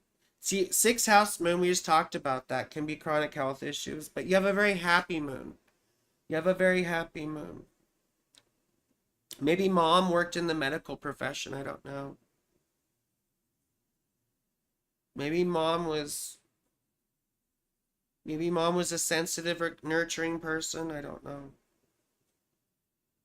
Or it could be the other side of the 6th house, and mom could have been an enemy or sickly or a workaholic. A workaholic mom sometimes. That happens. Mom works too much. My 4th house ruler's in the 6th house, and my dad was a workaholic. He was addicted to workahol. Sorry. That was a stupid joke. That was a stupid joke. Wow, you could say Pluto is square your sun by degree. You could say that. And that's like constantly being shattered throughout your life, The sun in your 12th house, right? This is another indicator of neurodivergence, right? Sometimes drug or alcohol issues, substance issues, sense of isolation. But you see, it's your 7th house ruler. So it could be that you were attracted to drug addicts, alcoholics, people with mental health issues, right? People who are a bit woo woo and out there, guru types or mystical weirdos, that kind of bullshit. Fixer uppers. I can fix him. It's okay. I can fix him. Or her. I don't know what you're into. I don't even know what your gender is. So I'm just riffing here. 90% of my clients and stuff are women, and followers are women, so I tend to assume um what was I gonna say? We should check out your timing in just a second. Mars trine your moon. Mars trine your, I mean, it's a wide orb, but still relatively trine, you know? So for that, I would say very passionate person. Someone who believes very strongly about things. Someone who doesn't like to go quiet into the night. Someone who gets, maybe worked up about a sense of fairness, right? That's not right. That's not right. I need to do something about that. And that's another side of Aquarius rising, quite frankly. Aquarius rising, oftentimes has a sense of, big picture responsibility. Like, we need to change this. Or, it's Saturn outside of the box. It has a tendency to deconstruct the world around it and sort of envision a different one.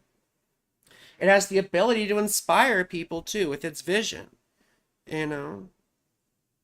So that's another side of Aquarius rising. It's not just the sun, or sorry, not just Mars trine the moon.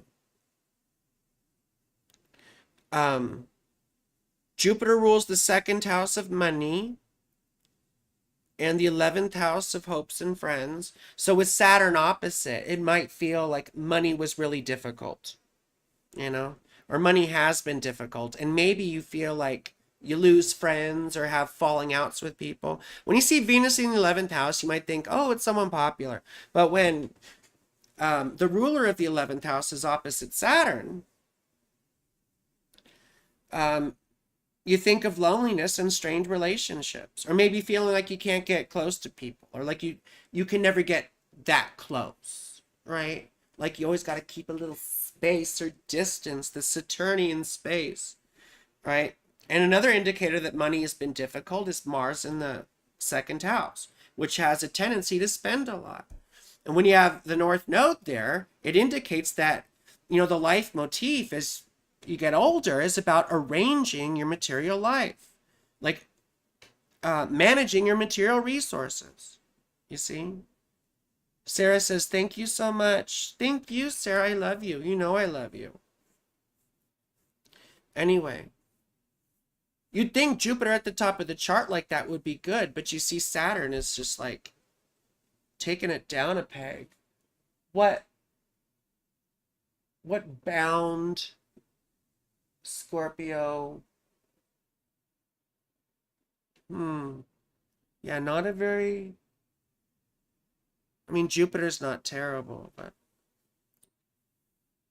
wish I could have a rough sketch of the dignities. Anyway, I don't have all like the Egyptian bounds and terms memorized, or all the triplicity lords for that matter. I probably should. You have Uranus trine your ascendant. A bit weird, isn't it? Bit of a weirdo. Don't quite fit in. I mean, who does? But, money has not been easy. I didn't think so. But timing. Saturn's going through your second house. So this is a time training you. I'm going through it too. It's a time when we have difficulty building up a business or arranging our material lives, managing our resources. Maybe we lose money. We feel like we have to tighten our belts, get more frugal. We get more worried about money. But take this opportunity to organize your material life. Like, I need to start doing profit and loss statements. right? My accountant asked me for one the other day, and I was like, wait, how do I do that? And it's like I have to go through all my. Anyway, I have to do a lot of this stuff that I've never done before, and it's for a fucking astrologer who's dyslexic and neurodivergent, like that's a nightmare. But it's what we have to do. And you see, taking ownership over these things, and learning how to manage our resources, right? Learning how to save money too, to save money. Now, Jupiter here is going into your fifth house, which is wonderful and fun. You got Venus, Jupiter, the sun, right? All doing this wonderful thing with the new moon coming up in your fifth house as well. So this should be great for fun and for pleasure. In fact, the whole next year should be good for fun and for pleasure. Hopefully, hopefully you get out and meet some sexual partners. I know people, like, I think my sister's even older than you. I'm not being presumptuous. I'm just saying that just don't worry about the age thing, Some of these adult parties I go to, I've seen people in their 60s. Ain't no thing. So, this is a time to have fun. Now, Mars is going to be going through your fourth house here pretty quick, which indicates, sometimes issues with our parents. And if they're not around, a break from the past. Issues with our living situation. Could be conflicts with property management companies. I don't want to think about that. Fuck. Yuck. Could be fights with neighbors. Although I think of that more as a third house thing, Mortgage companies, shit like that. Making a break with the past. Feeling agitated by yourself. Feeling agitated in your own home or your own company. Maybe being a bit of a tyrant around the home. You see? And then Venus will go into your sixth house mid-month on the 17th. And that's sort of like, we talked about all this shit already. It's arranging your physical life and your health, right? Self-care. Learning how to get more sleep and nutrition and all that sort of stuff. Your moon is there too. So when Venus goes over your moon, that'll be fun. That'll be quite significant. Sometimes we meet partners. Sometimes we feel better about ourselves, right? We get a good health news or something like that. We feel like we want to sparkle, My Venus is in the sixth house in Cancer, so oftentimes that's a good thing for me too. Anyway, we should go on to the next person. Doodle-doo. Should go on to the next person. I've been doing good-sized readings today. Is Lynn Halliburton still here?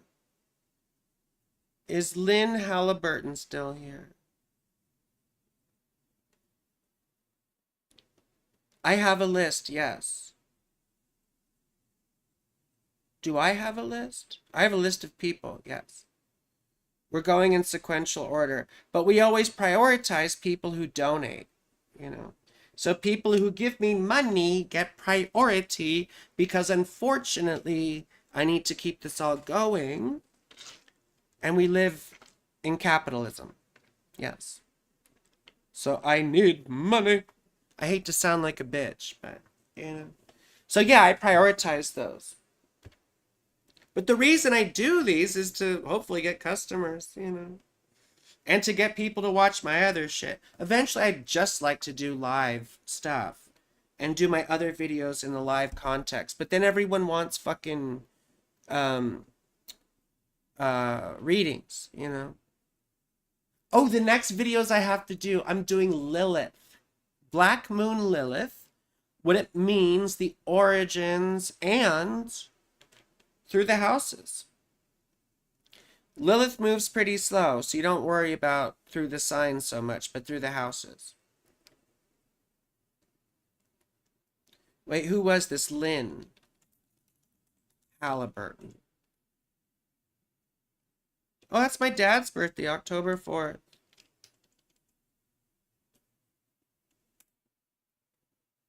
My dad's birthday. New York City. New York City.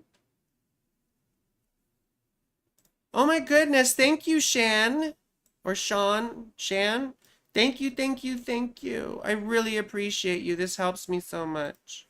This helps me so much. Thank you. Thank you, thank you, thank you. Okay. Where were you born, Lynn Halliburton? Lynn Halliburton. Thank you all who tipped me. Thank you, thank you. New York City. New York City.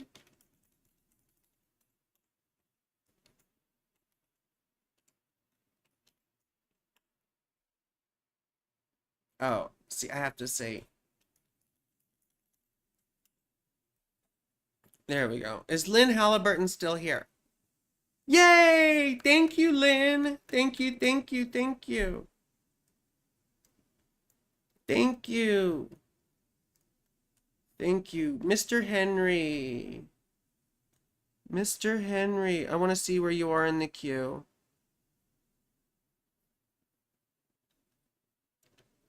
Mr. Henry.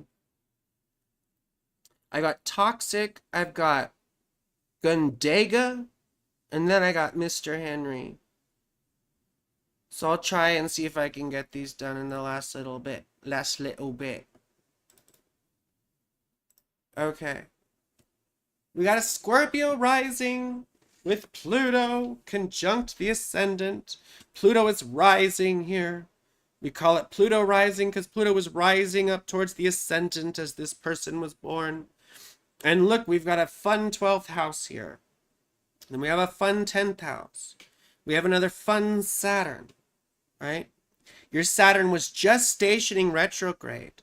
And a Saturn in the 4th house, which we oftentimes think of as an absent or abusive father, right? Doesn't have to be that, but it often is. There could have been some good points about it because Jupiter is relatively happy in Aquarius. So that's another thing, you know. Pluto rising is hot. My daughter has Pluto rising. I have Pluto square the ascendant, which tends to make dominatrices, femdoms, right? Or I'm just saying that because of me, you know. But also we see people who are generally involved in kink and power relations. Yeah. Oh, and please like the stream and subscribe if you're just coming in. Please, please, please. Anyway, Mars is the 1st house ruler in the 12th house. So we have difficulties going on there, you see. Oftentimes we do see mental health issues like we talked about before, neurodivergence perhaps. We also see depression, sometimes substance abuse. These are things we have to be aware of. Now the sun rules the 10th house, and we've got, you know, some prominent figures up here at the top of the chart. So it could be that you're involved in therapy as a therapist or a social worker, you know, or work with drug addicts or work with, you know, people with mental health issues, stuff like that. People who work with other people's pain in some way. With Chiron in the 10th house, though, I imagine that you didn't find your life direction until later, if you have even found it. Venus conjunct the moon, though, is very, very welcoming, has a very difficult time lying, right? Can be honest to a fault, perhaps naive. And having these two characters up there at the top of the chart is also very good for career and prominence and things like that. But I would suspect that things don't happen until later in life. And it could be that the sun ruling the 10th house and the 12th indicates someone who doesn't work in public, who works behind the scenes with things.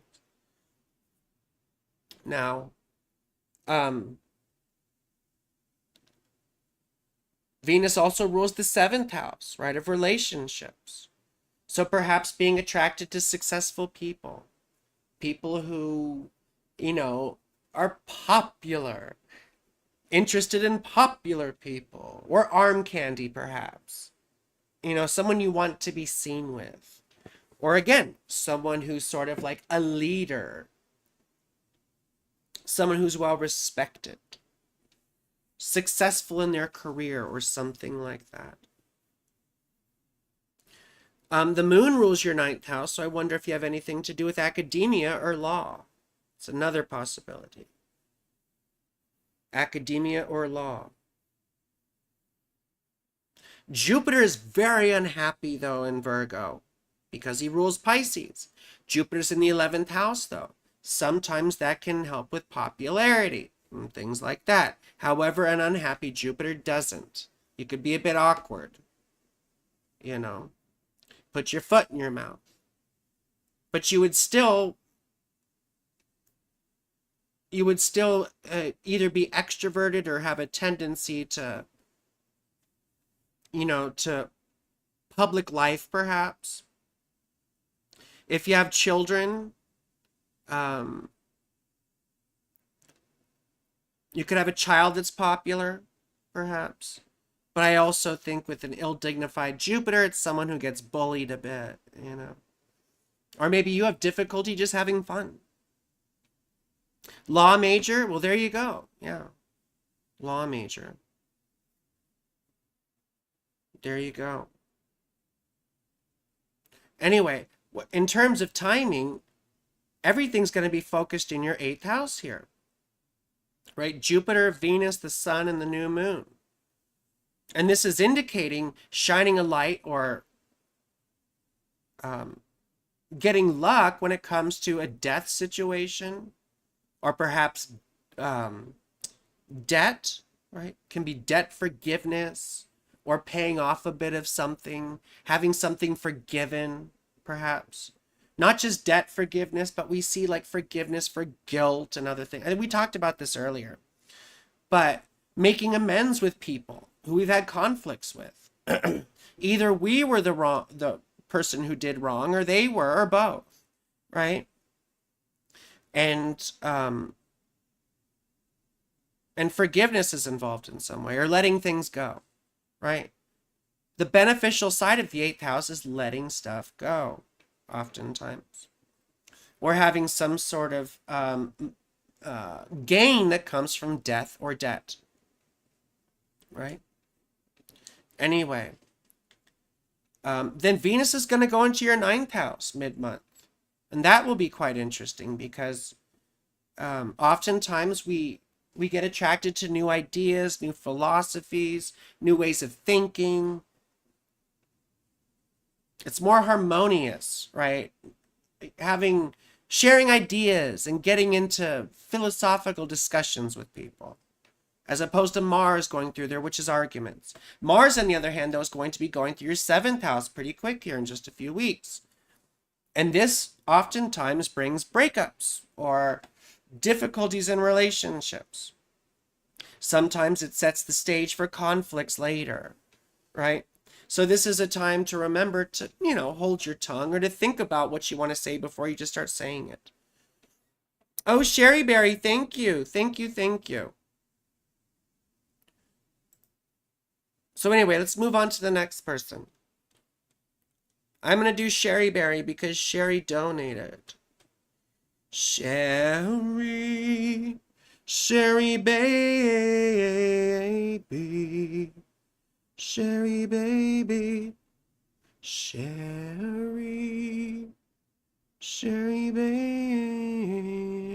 baby. Where's Sherry? Where's Sherry's stuff?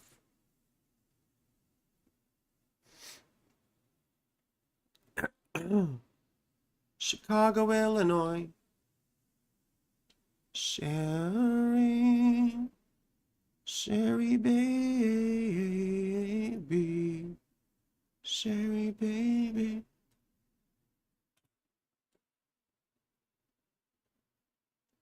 Okay. And then we'll get to the next one. Sherry. Okay. 11/26/94. 11/26/94. Chicago, Illinois. 309. Remember date, time, city. Date, time, city. Date, time, city. Okay. Okay. Oh, yeah. There's the big one. Where's his brother? I have two of them, Castor and Pollux. Okay. So here's Sherry's chart. Sherry is a Libra rising. What do I notice big about Sherry? Well, there's an out of sign conjunction between Pluto and the Sun. That can be rough, right? It's like periodically being shattered throughout your life. You always learn the hard way. You never have these gentle lessons. It's always like, ooh, you're having your Saturn return. Look at that.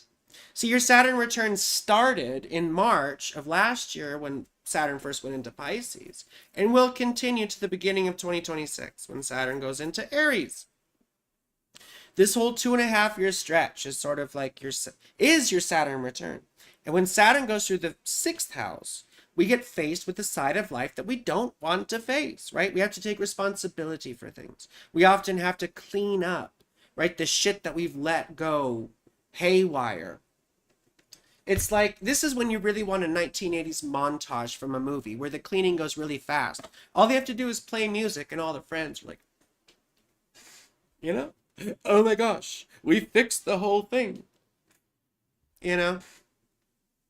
The problem is you're all alone and this is fixing your life in some way. Ooh, you have Saturn opposite the moon. That's a roughin'. And the moon rules the 10th house and is in the 12th.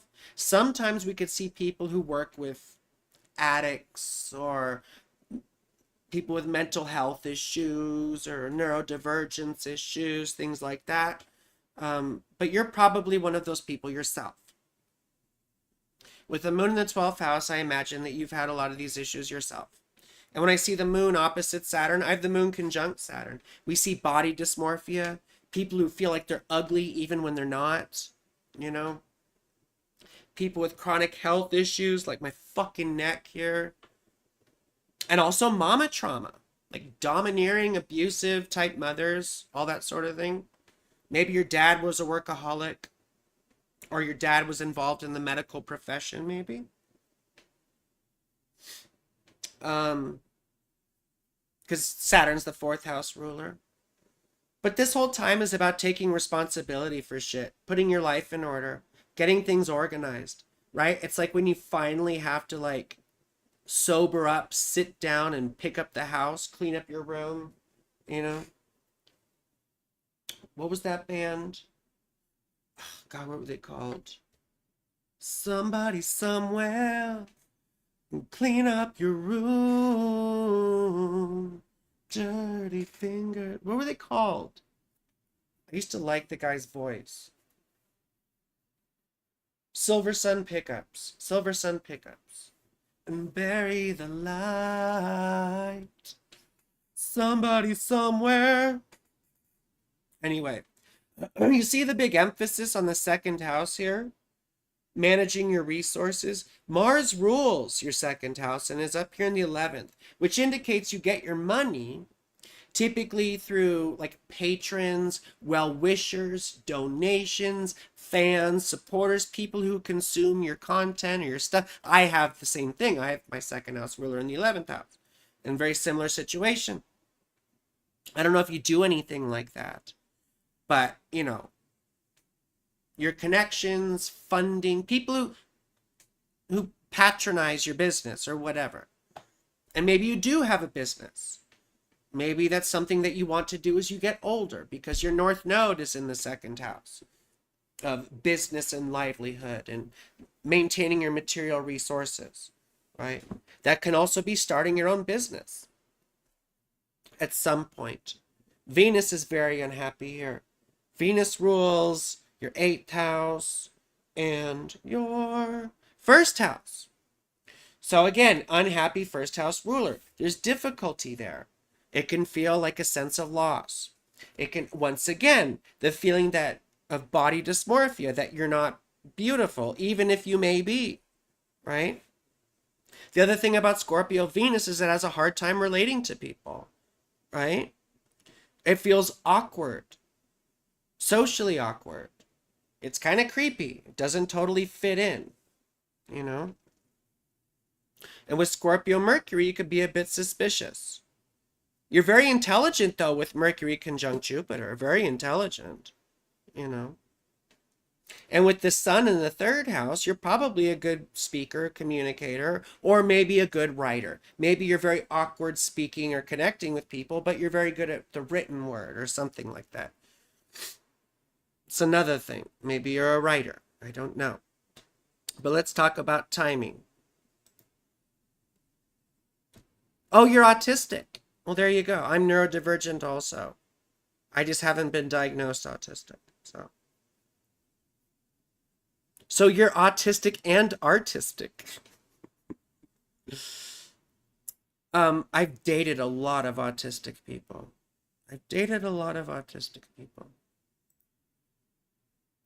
Like 5? I don't know if that's a lot. You had speech impediment issues. Well, see, autism is definitely a 12th house thing also.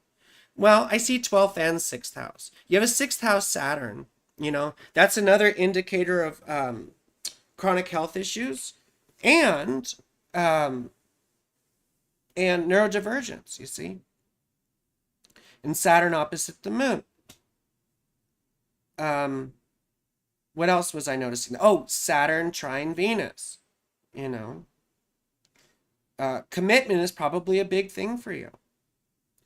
Commitment is a big thing for you, I imagine. Right? But that's also making you awkward, you know? That's also making you awkward. What was I gonna say? We should go to Mars. Mars rules the 2nd. We already talked about that. Mars square Jupiter is very pompous. It's always right. Always thinks it's right. Thinks it has the best intentions while it paves the road to hell. That kind of bullshit. Mars square Pluto. That's fucking rough. It feels like you have to put on armor and load a weapon just to go to the grocery store. It's like life fights you every which way. It just feels like you never get a break. Oh, it's rough, I tell you. Right? Rodney Dangerfield. No respect at all. Yeah. Kind of like that. But just, we talked about Saturn. So you're going to be dealing probably with chronic health issues or having to address chronic health issues at this time while you're going through your Saturn return. You've got all this focus, though, in the 9th house with Jupiter, the new moon, the sun, Venus, all that stuff. So this whole coming year, and especially now, you're having a light shone on the way you believe. Could be your politics, could be your spirituality, your worldview. Maybe you're getting involved in astrology at this time, right? Or the occult, or arcane subjects, or even the law, you know? So this is a big fertile type time. You could find a mentor, someone who teaches you about all these things. You could start taking astrology classes, or maybe you're in university or something like that. So you do have a chronic health issue. I see that.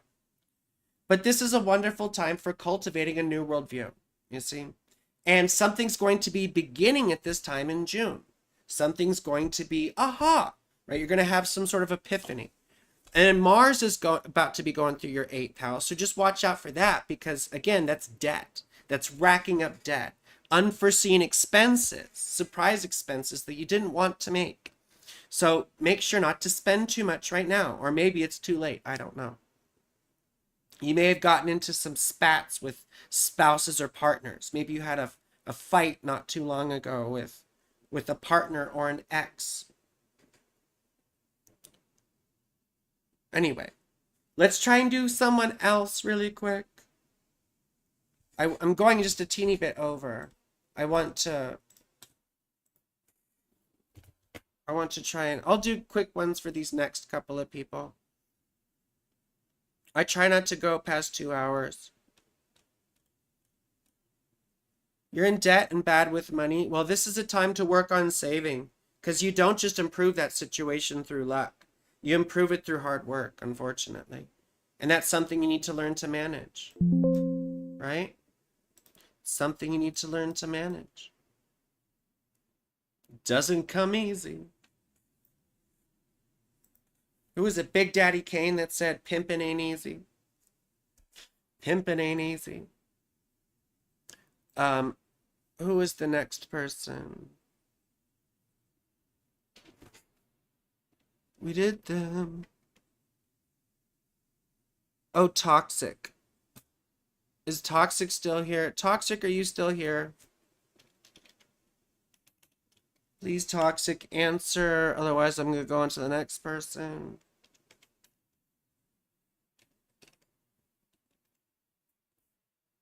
Oh, Toxic is still here. Toxic is still here. Toxic is still here. Toxic is still here. See, I'm neurodivergent. I do shit like that. What the fuck? What the fuck is Toxic, yo? Here we go. Okay. 1925, Riga, Latvia. Wait, what was the date? 98. Oh.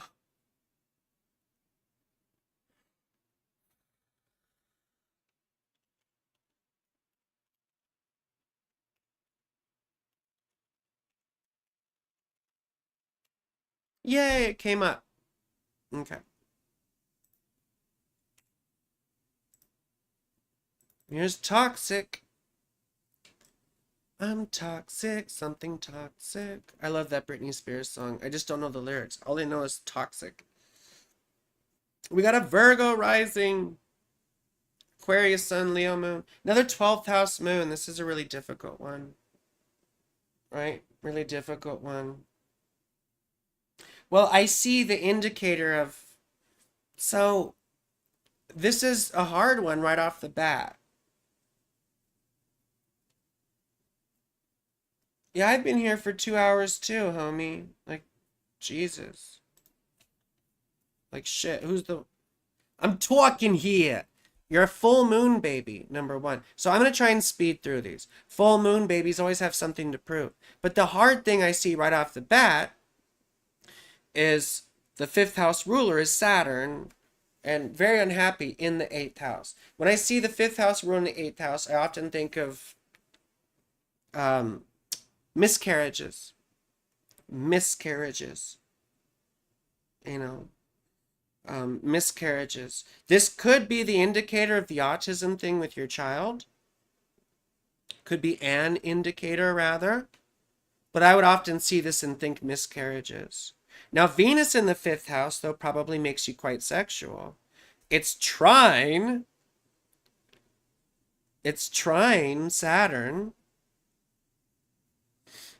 Now, technically, Saturn is in the sign that Venus rules, so there's reception. You know, it might improve the situation a little bit, but it's still not great, right? So, when Saturn is square Venus, once again, it makes us very awkward, makes us hard to relate to, or it makes us makes it hard for us to relate to others. Saturn in the 8th house is about dealing with loss. It's about learning how to let things go throughout the life. It can be very difficult. It can be difficult financially, right? There can be a familiarity with death. Oftentimes we experience the death of someone close to us before the age of 30 or before our Saturn return, right? You suffer with stage 4 endo. Oh, see, that's difficult. Are you going to get a hysterectomy? You're going to get a hysterectomy. I mean, that's another thing I'd expect to see. Removal of the womb. You know, that can be a very difficult thing. Jupiter's at home though in the seventh house. So hopefully you have a good relationship or, a marriage that happens at some point. That's very important. I love that for you. I mean, I assume that relations would be very important. Relationships in general, long-term relationships, romantic ones, would be very important for you. But you also may tend to get into conflicts from those, right? Because Mars is there. And sometimes it also indicates, right, that we have we have a tendency to get codependent, unfortunately. Mars on the first house is like a leader, right? And Mars in the seventh house can be a bit of a follower, especially in Pisces. It's not super happy. You probably get dry skin too. And you see the North Node's in the first house, indicating what? That you need to learn to cultivate self-confidence. Learn to build an integrated personality, And look who's, I mean, it's a wide orb, but you could say Pluto square the ascendant. So you have issues with power too. You might be a submissive type person. You might like sexual submission and stuff like that too, Surely my chart says we're all patient. Oh my God. I'm going fucking over here. Chill. Oh my God. Ugh. Now I feel obligated just to get to you, Mr. Henry. I hope it's an awesome party because your name indicates that it is. Oh! I'm sorry, Mr. Henry. I'll get to you. I'll get to you. Sixth house sun. Once again, we've talked about chronic health issues and things like that. But the bigger thing is your first house ruler is Mercury. And Mercury's in the sixth house, right? So this often indicates health issues. Having to face big uphill battles, you see. I know a lot of this stuff sounds negative, but it's not all negative. You see, it's just your lot in life that you have to deal with, right? Now, you're having all this Gemini stuff go into your 10th house, which is pretty auspicious, right? This is auspicious for getting recognition, for big career changes or opportunities, right? To get more solid in your life direction. This is a great time for you. This is a big deal. This sets you on a new path, on a new way. As we get into the beginning of June, the road's going to get clear. It'll probably feel like clouds are starting to lift and you see the way ahead, the way you want to go. Now, Mars is about to be going through your 9th house, which is a lot of arguments, right? Especially about religion, politics, and philosophy. So just be aware because you could have some falling outs or schisms with people about that, right? You may have had some weird debt shit that happened not too long ago. But then Venus is going to go into your 11th house, which is all about connecting with people, trying to be more social, right? Getting out and enjoying yourself and meeting new people. So, I mean, this is an enjoyable time. The whole next year is about your life direction, of course, which is very, very potent time. But for the next month or so, learning to socialize and learning how to enjoy yourself with people again. Okay. So let's go on to Mr. Henry. Let's do Mr. Henry's wild ride. Mr. Anderson. Mr. Henry's wild ride. We've got Mr. Henry. Mr. Anderson. What good is a phone call if you are unable to speak? Where's Mr. Henry's information? Mr. Henry goes to Washington. Let me find Mr. Henry's information. Mr. Henry.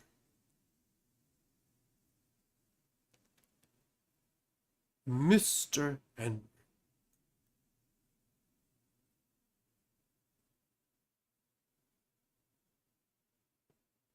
Where did Mr. Henry's stuff go? Mr. Henry's. Here we go. 4/17/84. 4/17, just had a birthday. 84. Tulsa, another Okie. Another Okie. Another Okie. Tulsa. Oklahoma.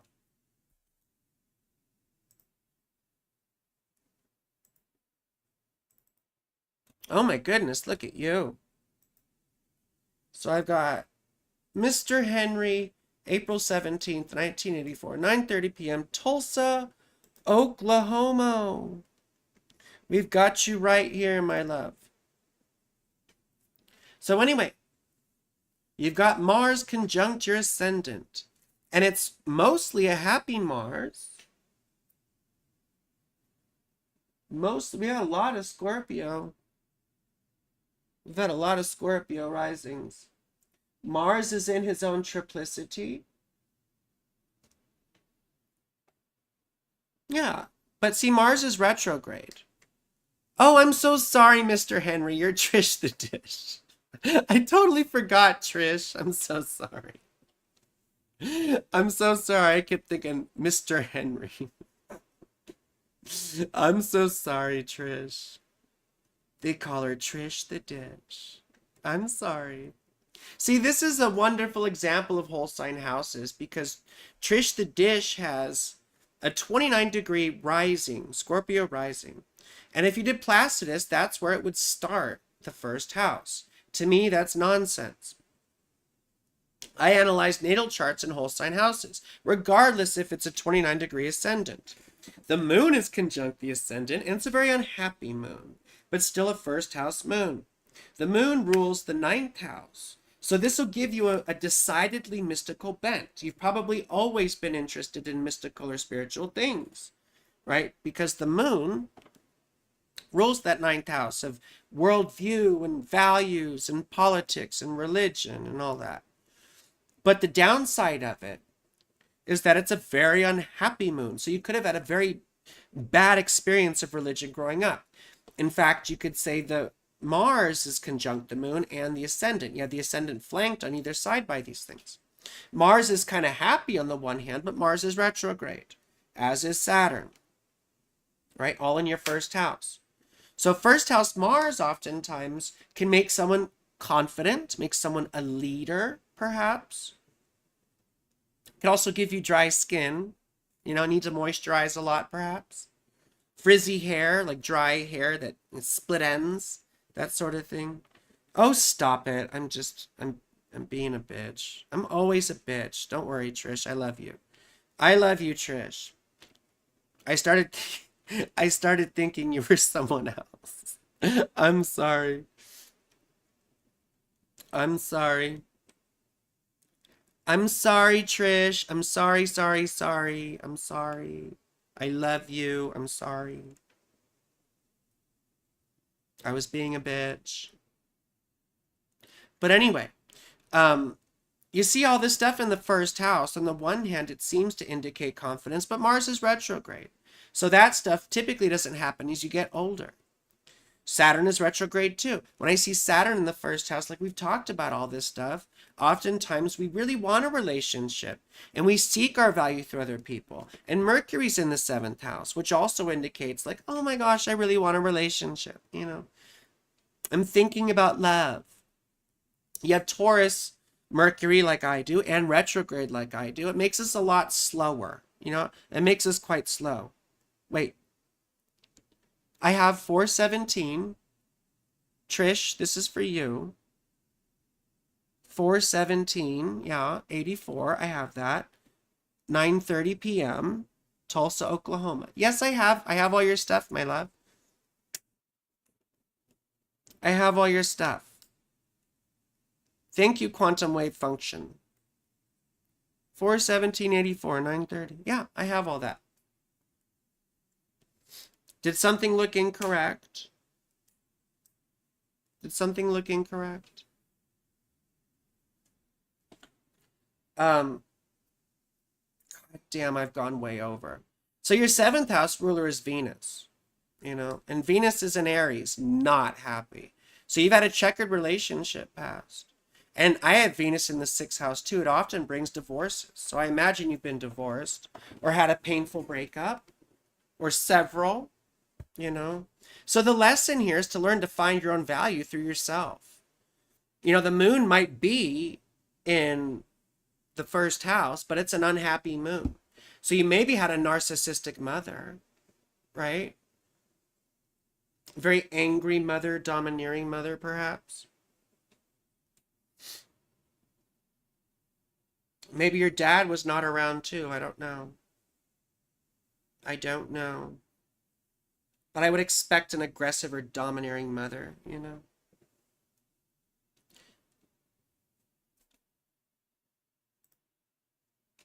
Thank you, Toxic. Thank you. I'm glad you enjoyed yourself.